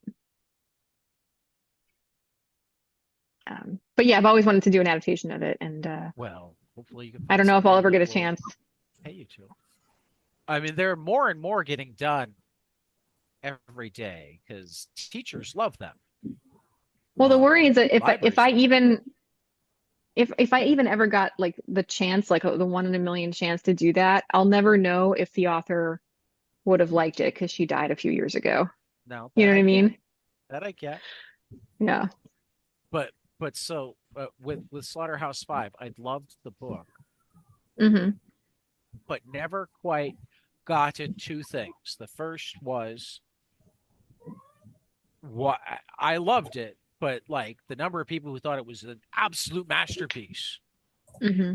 and I hadn't gotten quite that much out of it.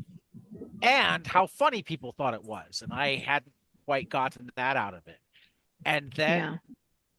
then I got to the adaptation and the way they were able to do the images on top of each other to see, and it's like, oh, Hmm. So those notes came I through for get you. it now. Right. Um, and it's such amazing work. Yeah. And again, as a teacher, I'm seeing more and more of this. As a special ed teacher, I go looking for it because there's so many things that are just they're difficult. They're hard to hard to access to begin with. Hmm. But when you have your own set of learning disabilities, they become that much more difficult to access. I love some of the Shakespeare adaptations because one of the things that people struggle with the most with Shakespeare is the ages of characters. How different is Hamlet when you know that he's a teenager? Hmm. Hamlet's a Is he teenager. really? Yes. I didn't He's even like know that. 15. Wow. Not in the movie, he's not. How much more sense does that make? I know he's always portrayed to be like in his late 30s. 30s, Right. yeah. Right. And you're like, you're a mopey bastard, grow up. Yep. Right. Yeah. That's But why no, I like he's Leonardo like DiCaprio's 15. Romeo and Juliet.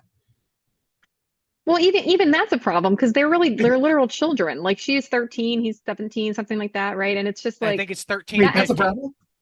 And that's yeah, and it's actually I heard I watched some video recently where they're like that's also a commentary. Like he's telling you like this is a part of the problem.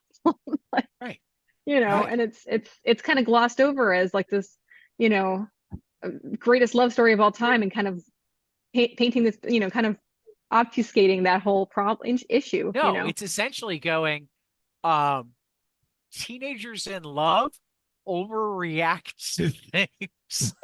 Drama town. Yeah. I mean that whole story takes place within a week. Mhm. Pretty much, yeah. Yeah. But between meeting and getting married and suicide, 1 week. Right. Right. Like, which is yeah, Which is that's so very much harder to pick up if you're reading it or watching a movie, but could be yeah. easily portrayed in a comic. Yep. I mean, I Mm. haven't read a Romeo and Juliet comic lately, but you could do as simple as toss up on the top of the page Sunday, Mm-hmm. Yep. Monday, Mhm. Tuesday, Yeah. the next Sunday. Yep. Sure. Yeah. That's You why I love know, comics. Yeah. yeah, I mean, there's no medium that you can either, I mean, you can be as transparent or opaque as you want to be, because God Mhm. knows that there are comics that have deep meanings that are hard to grasp, hard to hold on, whatnot. Yeah. And then there it's like, no, I need this message to get across, so here, have a sign. Mm-hmm. Yeah. And sometimes there's even stuff that comes out later that people find symbolically in a book that you were involved in or that, Right. and even the writer was like, well, I didn't mean that, but I It like was a that, happy accident. What I And so you're love like, is yeah. I think there's been twice on, because we love it when we can manage to talk to both sides of creative entertainment. At least I do. Mhm. I think there's been twice in this show, and I can't remember the specific examples now, but I know that where I've said that I saw something, and the writer's been like, "Well, that's really cool. I had no idea, but I like that." And the artist has Mhm. been like, "Well, duh, yeah, that's exactly what I wanted it to say. What do you mean Right. you didn't know that? That's what I got from your writing." Yeah. Yeah. So even in making it, one of them like had read more into the script than the writer had put there Mm-hmm. Mm-hmm. and didn't even realize that they were bringing their own thing to it. Yeah. Or they bring their own thing to it and Yeah, it's there are still lots of telling the times story where the way that people the do writer bring wants their own them. thing to it deliberately. Yeah. But Kind of like the there are Bible. occasionally times where they don't even, they think that what they're doing is what They're they're being interpreting told it. to do. Sure. Yeah. But it's a deeper interpretation than the artist had put to it or the writer Right. had put to it. Mm. How that we've gone off on tangents as we do, and I love it, but that reminds me of my favorite question to ask somebody who's doing their first like all jobs work. Mm-hmm. How does it change the work to be doing everything except the lettering? Yeah. It's funny, I noticed with the art especially that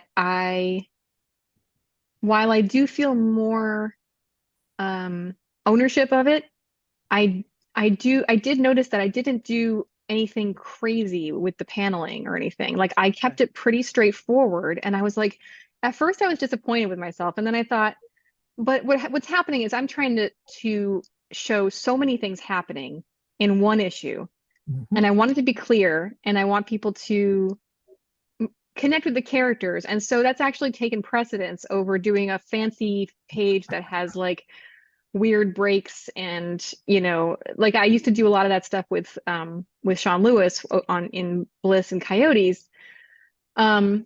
And part of that was also because he had twice the amount of issues to work on, so there was work with, so there was a lot more time and room to play around in. And in my series, I've only got 4 issues, so I have a shit ton of things I need to happen, and there is almost no time to rest in between. Okay. Like if I have Yeah, to, but I that have means beats. it's action packed. So Matt, I'm going to Yes, share the that's true. screen here, and you and I are going to go through this because this right here is one of my biggest pet peeves with artists not talking themselves up enough. She just talked about how simple this is and how she didn't do anything crazy or wild. First page, you have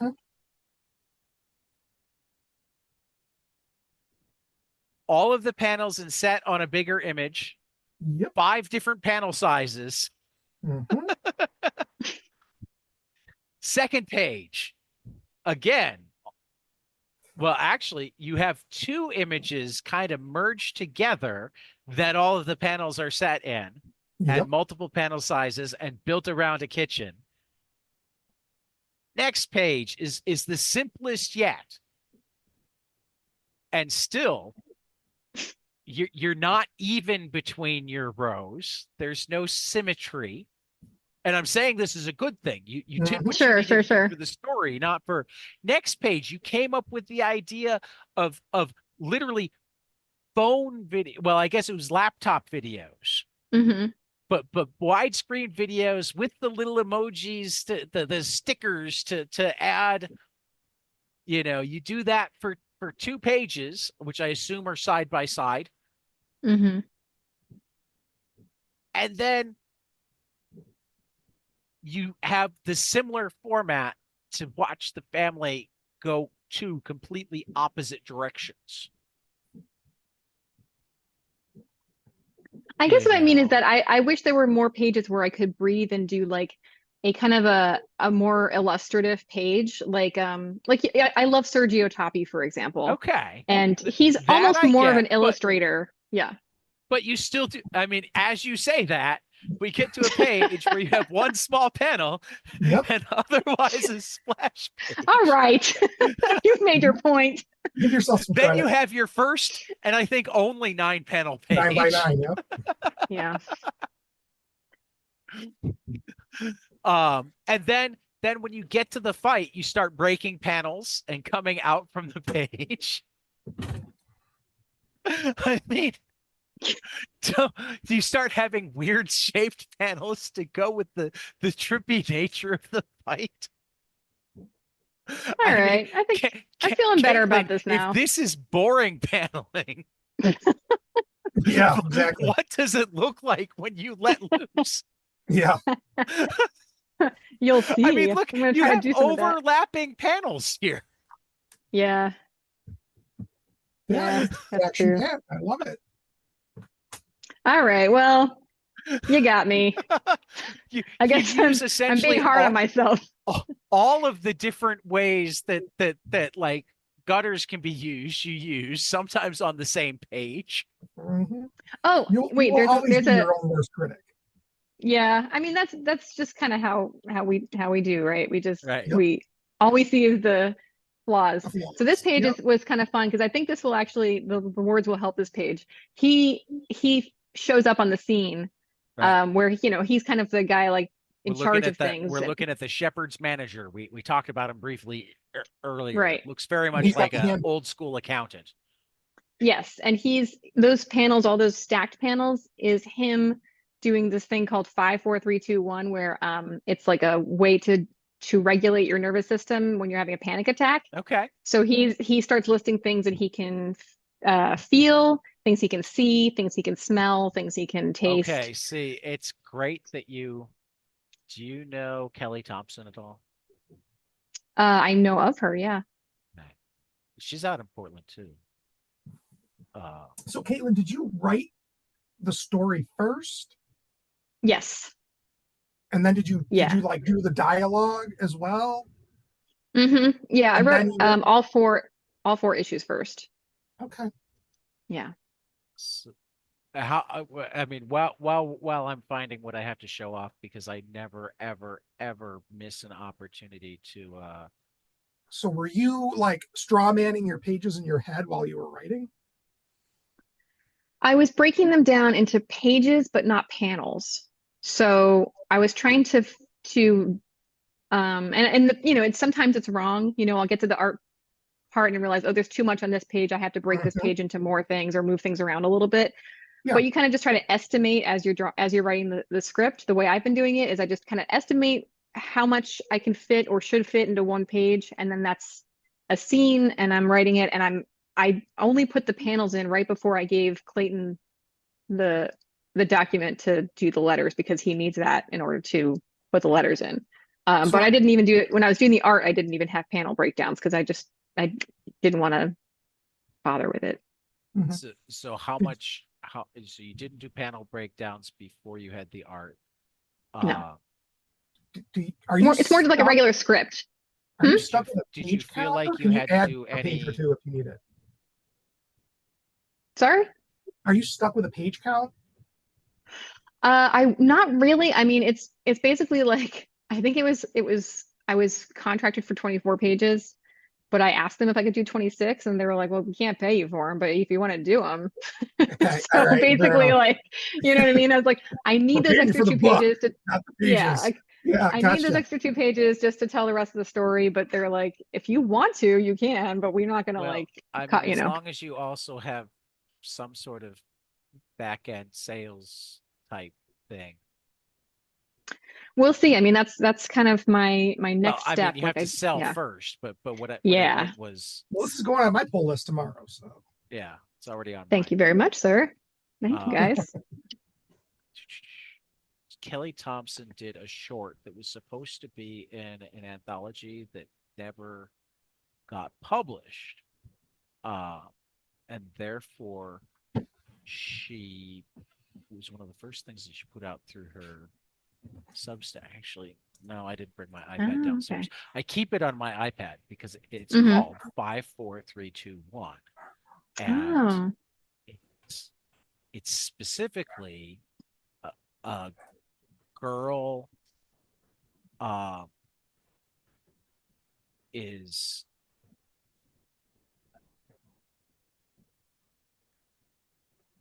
going through that exercise because she's a survivor of a mass shooting incident, and she's just heard Mm-hmm. on the radio or the TV that another one has happened, and she's doing Mm-hmm. it on her way to her home or her therapist, or I think her therapist, because it Mm-hmm. ends the you way. showed me this. I've seen it. Yeah, no, I never ever it's she didn't put it behind the paywall, so I can't emphasize enough, anybody who is unfortunate enough to share this issue with me.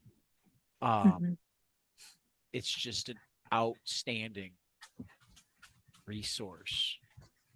Um, I mean, it's just Yeah, I mean, I think those kinds of things are really can be really helpful for people. Like, um, it's there's now like literally there's a be. Go ahead. oh, go ahead. I was just gonna say there's a tapping thing you can do. I don't really know what the exact thing is, but where you can kind of tap yourself into regulation. There's so many interesting, like, techniques and things to try to help you. It's not necessarily like a long-term solution. It's more like a short-term getting you down off of that, Mhm. Right, off the edge there. Yeah. right. Um, Which I let think me is just great, you know. Um, re-download it because I just keep it in yeah. my Google file. I thought I had it on the computer and therefore could open it easily in the comic reader, but Somebody also said something about eating like or putting a jawbreaker in your mouth or gum or something like that when you're having a panic attack, because it kind of changes your sensory perception. Like yep. it's something really sour, really like it kind of just like forces you to rewire a little bit. I don't know all the Yeah, science behind it, but it was with David LaFuente. oh wow, beautiful. So when you talked about him using that, that's what. Hmm. Hmm. And finishes. She gets Dr. Albeck's doorbell. One. Hmm. Jenna with news. I was worried you weren't coming. Did you try the grounding technique we talked about? Yes. Yeah. So yeah, no, this has literally become part of my grounding technique. I Nice. keep Does it it work on for my you? school iPad. Yes. Hmm. Well, I mean, let me rephrase. The comic has become part of my grounding technique. Oh, Not okay. good at doing the thing as the thing, Sure. but reading the comic helps Hmm. ground me. So I keep it on Interesting. my iPad. I keep it on my phone. Hmm. Hmm. this comic gets read too many times. And I thank Kelly Stories for are it every time powerful, she's man. Mhm. I mean, I think about the fear is the mind killer mantra a lot. From Dune. yeah. Like when I was a kid and I read that, and that was a big deal to me. Like that whole fear is a little death that brings total obliteration. I can't remember the whole thing now, but I used to say it to myself when I was really nervous about something, and I think it helped. Yeah. Just don't put your hand in the box. Just don't put your hand. If someone puts a box in front of you and says, put your hand Don't in touch it, it. do not put your hand in it. Bad idea. See, I'm actually totally recent to Dune. I haven't read the books. I have read the Ah, comic adaptations, and I've only uh-huh. recently seen the newer movies. Yeah. Um, and I need to That explore it yeah. more. That Jabbar scene with the box and the needle is like when I first read that, that was one of the coolest scenes of any book I've ever read, and still is. Like Right. because it totally catches you off guard. Yeah. And you're imagining, and he's imagining his hand like charring to a crisp and everything inside the box. Oh, it's messed up. Well, Caitlin, you've given us almost 2 hours, so I should get to favorite last questions, if only Sure. because I should eat dinner and not be up too late myself. I gotta like teach tomorrow, crazy Yeah. stuff, and Matt's so tired that he actually had to wake up from a nap to come join us. No, I appreciate it. And we'll have you back. You teased the fact that there will be other things announced, so we'll have excuses to have you back. Yeah, there's stuff you Awesome. can't talk about yet. Right, True. exactly. And Yep. besides, we'll have to have you back after issue 4 of Living Hell, just because the more I like something, this has become another semi-regular thing on 22 panels. I like to have teams Hmm. because I like to hear both the writer and the artist take, but I also love to talk about it before issue 1 Hmm. and after And it's after the done. last. Okay. Right. Just Cool. because it's a different conversation when you get to be able Sure. to talk about Sure. all of the fun. Um, but we should eat. You might, well, no, you gave yourself the day off, so you get to go and do like Well, by the I'm day whatever. off, I mean I'm going to be storyboarding the trailer that I'm going to make for this issue, Okay. starting now. You So, know who's ridiculously good at doing trailers, and I who? think in Portland, Who? Ibrahim Mustafa. Oh, I didn't know he was in Portland. I think he is. I'm gonna ask him, I'm gonna pick his brain, maybe. Yeah. Go to his website. Look at his trailers for his last couple of books. And Yeah. he doesn't even do anything new. He manages to do trailers where he's just taking panels from his book. Well, that's what I'm planning to do. I don't plan to Right. do like tons of new art. I just Right. want to be able to No, like, he's yeah, like, I don't understand why people do animation or whatnot. If you cut it right, you can do so much yeah. better with just the I've actually noticed that the more animation you try to do, the worse it looks a lot of the time. I agree with you. But Yeah. yeah, no, Ibrahim does killer trailers, and if you I'll send you his email address if you want. Thank you. Yeah, Um, I'll look up his videos and see what's yeah. going on there. But He's got a YouTube channel. Most of it is him making his hobby has become custom action figure stuff cool. because his hobby used to be art, but now that art is his job, he decided he needed a new hobby, New hobby. so That's he funny. customizes action That's figures. smart. That's smart. You need something that's just passion based and nothing and Right, doesn't right. isn't linked to the stress of I asked him yeah. if he ever thought about like going in. He's like, no, I'm not selling them. I'm not making them to That spec for turns it into a anybody. job. It's That's my right. hobby. Yes. You keep money out of one of your Right, hobbies so that you right. can enjoy it. Yeah. Well, I mean, money's Well, not out of yeah. it because he's got to buy the stuff to do it. But I mean Does selling, that mean yeah, like turning it into a commodity. does Keep that mean my profit out of it. OnlyFans is not a hobby anymore? Okay, but Say that okay, That again? was a joke. I said, does Oh, that I mean my didn't hear you. OnlyFans is not a hobby? your only thing. Well, I I mean, know. don't you Now have it's to just have a a fan grind. before OnlyFans would become a hobby? Just because you jump on screen and do weird stuff doesn't mean people are actually paying for Yeah, that's true. Good point. it. I love it. Well, thank you guys for having me on. Well, This I was do. No, lovely. no, no. We still have one more question because I always ask Oh, this question. okay. Um, and I now allow it to go beyond comics because some people think that there are other worthwhile mediums. Hmm. Tell me a piece of art, preferably a comic, but whatever, that you adore, that Yeah. not enough other people have experienced, and you need them to, so that you can talk to them about it. Hang on. I'm finding it. Yep. This is exactly what happens like 50% of the time. Terry Moore did the same thing. Yep. Fairies. This is a book from the 70s, drawn and written by Alan Lee and Brian Froud. And Brian Froud is the art director for Labyrinth and the Dark Crystal, and Alan Lee was one of the original artists of the Lord of the Rings books and then became a concept artist for the movies. And let me just show you some of these insane illustrations. I don't know if you can see them Oh, through here, Oh wow. yeah. but they Yeah, are yeah. so beautiful. And Yeah. it's like a horror book. It's an encyclopedia of different fairies from folklore around England and Ireland and Scotland, all these places, Right. and it's basically horror because they're supposed to be terrifying, and so they Looks are. like All of the he illustrations are eerie. They're not like jump out of your skin scary like the scary stories to tell in the dark, but they're more like you do not want to cross these things. You do not want to end up in their path. Look at this. So this was my stepmom right. gave me this when I was a little kid, and this is a red cap. Right. Um, and this is the Watcher at the Forge. She actually is in my comic at some point. Very cool. This is my Bible. This made me want to do art when I was a little kid. My stepmom gave me this book, and it was part of her whole thing when she was growing up.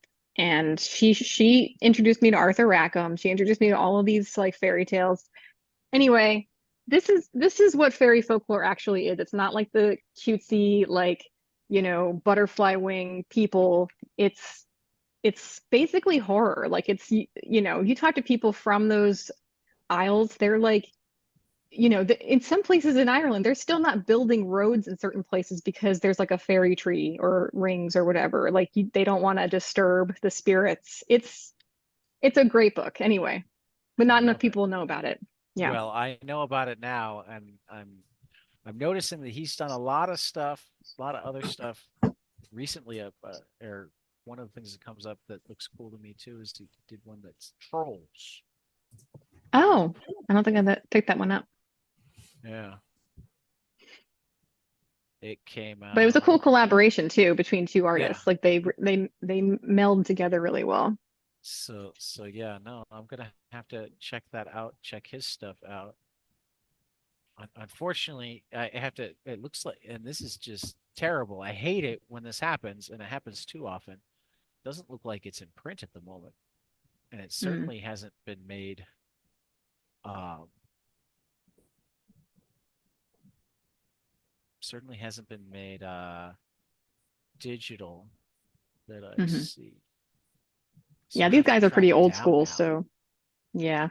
I have to track it. Well, it looks cool enough, and you're excited. The more excited the person is about it, the more I'm like, must buy now.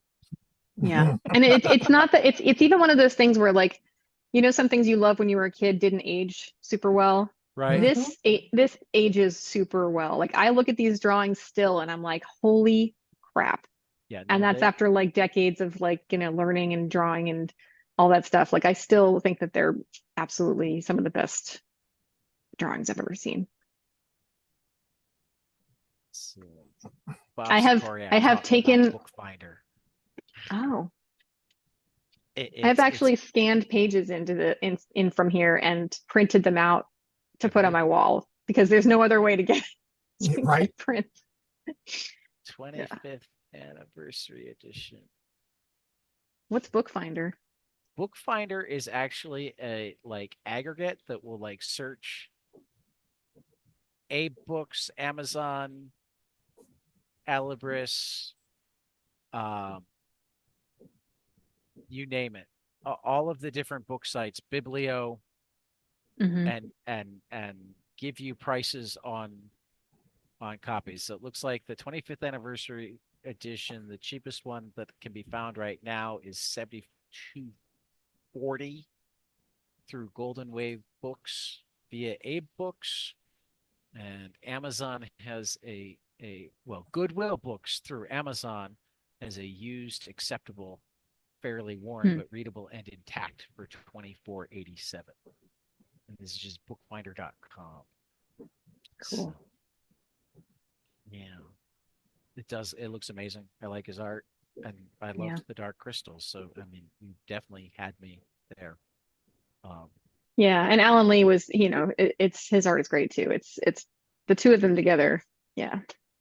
Yeah, and that actually seems, I mean, I wonder if there's a story there because there's lots of Brian Froud fairy books that seem to still be in print.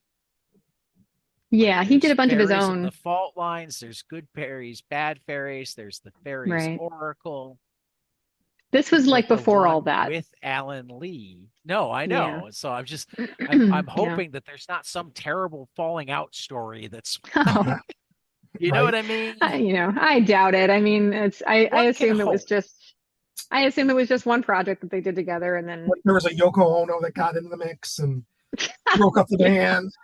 Yeah. You know, I have there is reliable. she would just stand in the room and scream. There is They couldn't get their reliable work done. reporting at this point that says, if anything, Yoko kept the band together for 2 more years than they would have otherwise, because Paul was done with John by the end of Sergeant Pepper.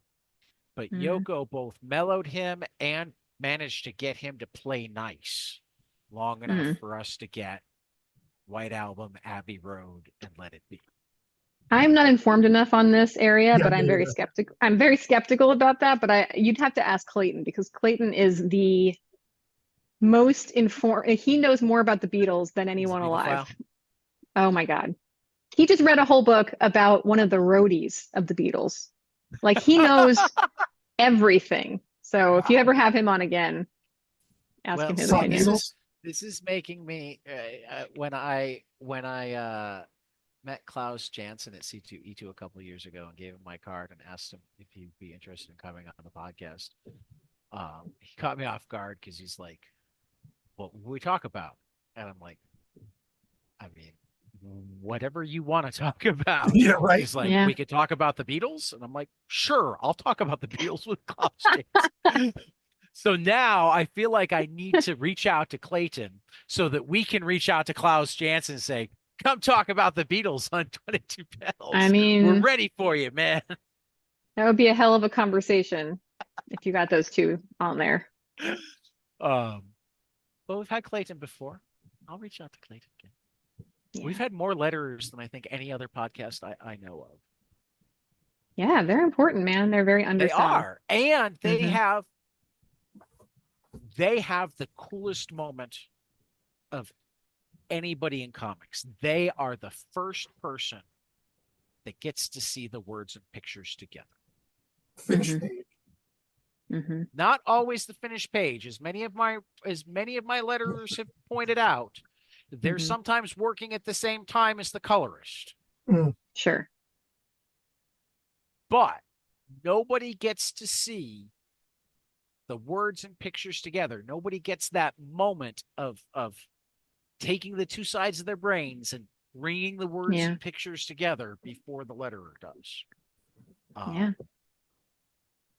That sometimes makes me like want to take up lettering, except that I know that I don't have the proper personality mindset to do it.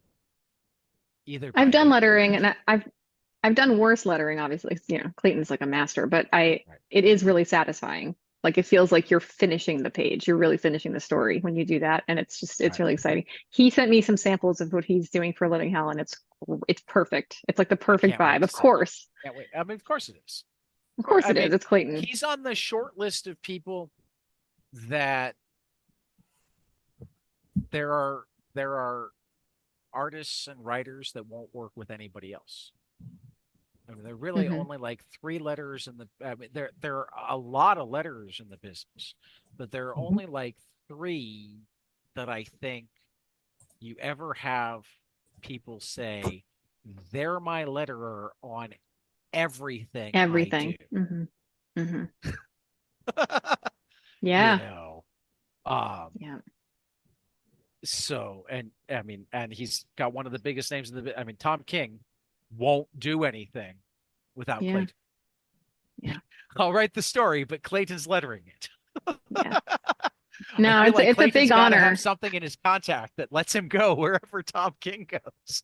For sure. It's a big honor to have him on this book. And you know, he's wanted to work on, like he's been like, as soon as you do your own thing, I want to, you know. And you know, I mean, so. Caitlin, I love your work. You know, I love your work, and I was still. Thank you.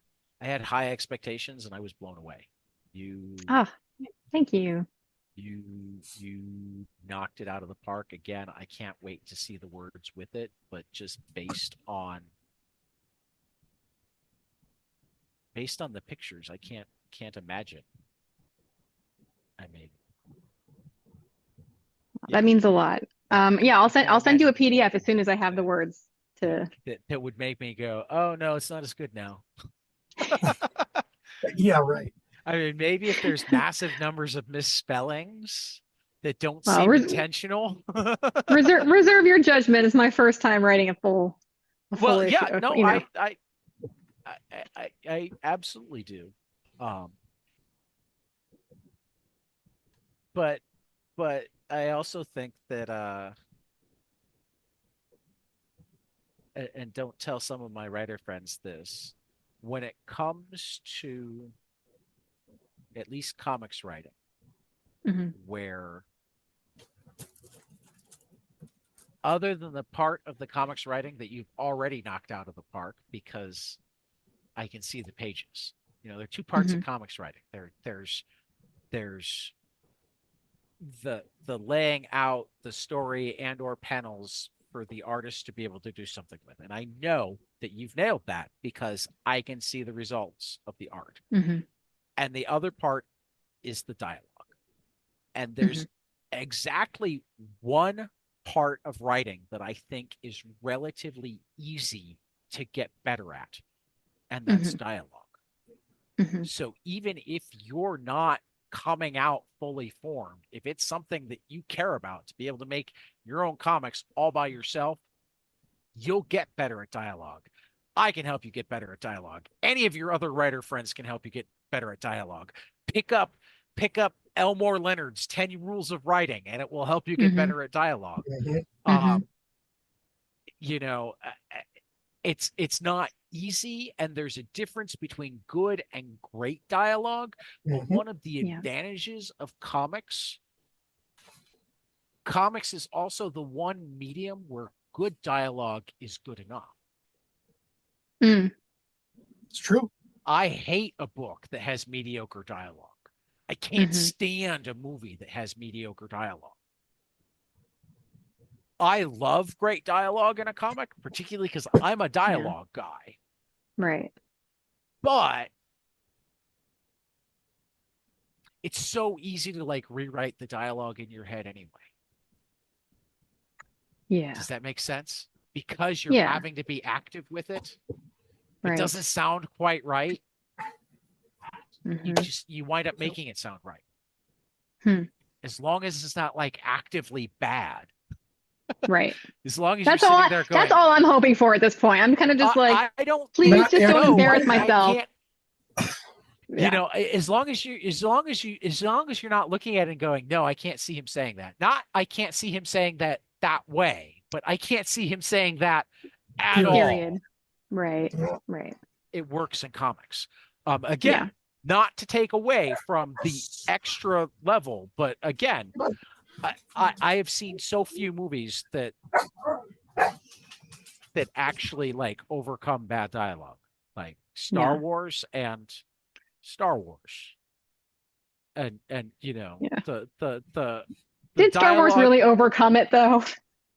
Well, I'm 'Cause- only talking I about A hate New Hope. sand. I'm only talking about A New Hope. I'm not talking about the prequel ones. Oh, There's okay. there's Gotcha. no Okay. excuse for the bad dialogue in the prequel ones because he learned his Annie, lesson. hold me like you did on No, Naboo. see, and this is actually so frustrating to me because he learned his lesson. He didn't Clearly he write the didn't. screenplay for Empire or Jedi.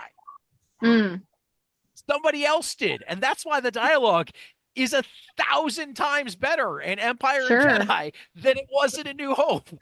That's a good lesson to learn. If he's like, well, this just isn't for me and I'm going to let somebody else take care of Right. this, then You know what else yeah. he didn't do? He didn't direct Empire or Jedi. Mm, Yep, He that's was the true. producer. He oversaw things. He yeah. had the final say and he got to play with the special effects.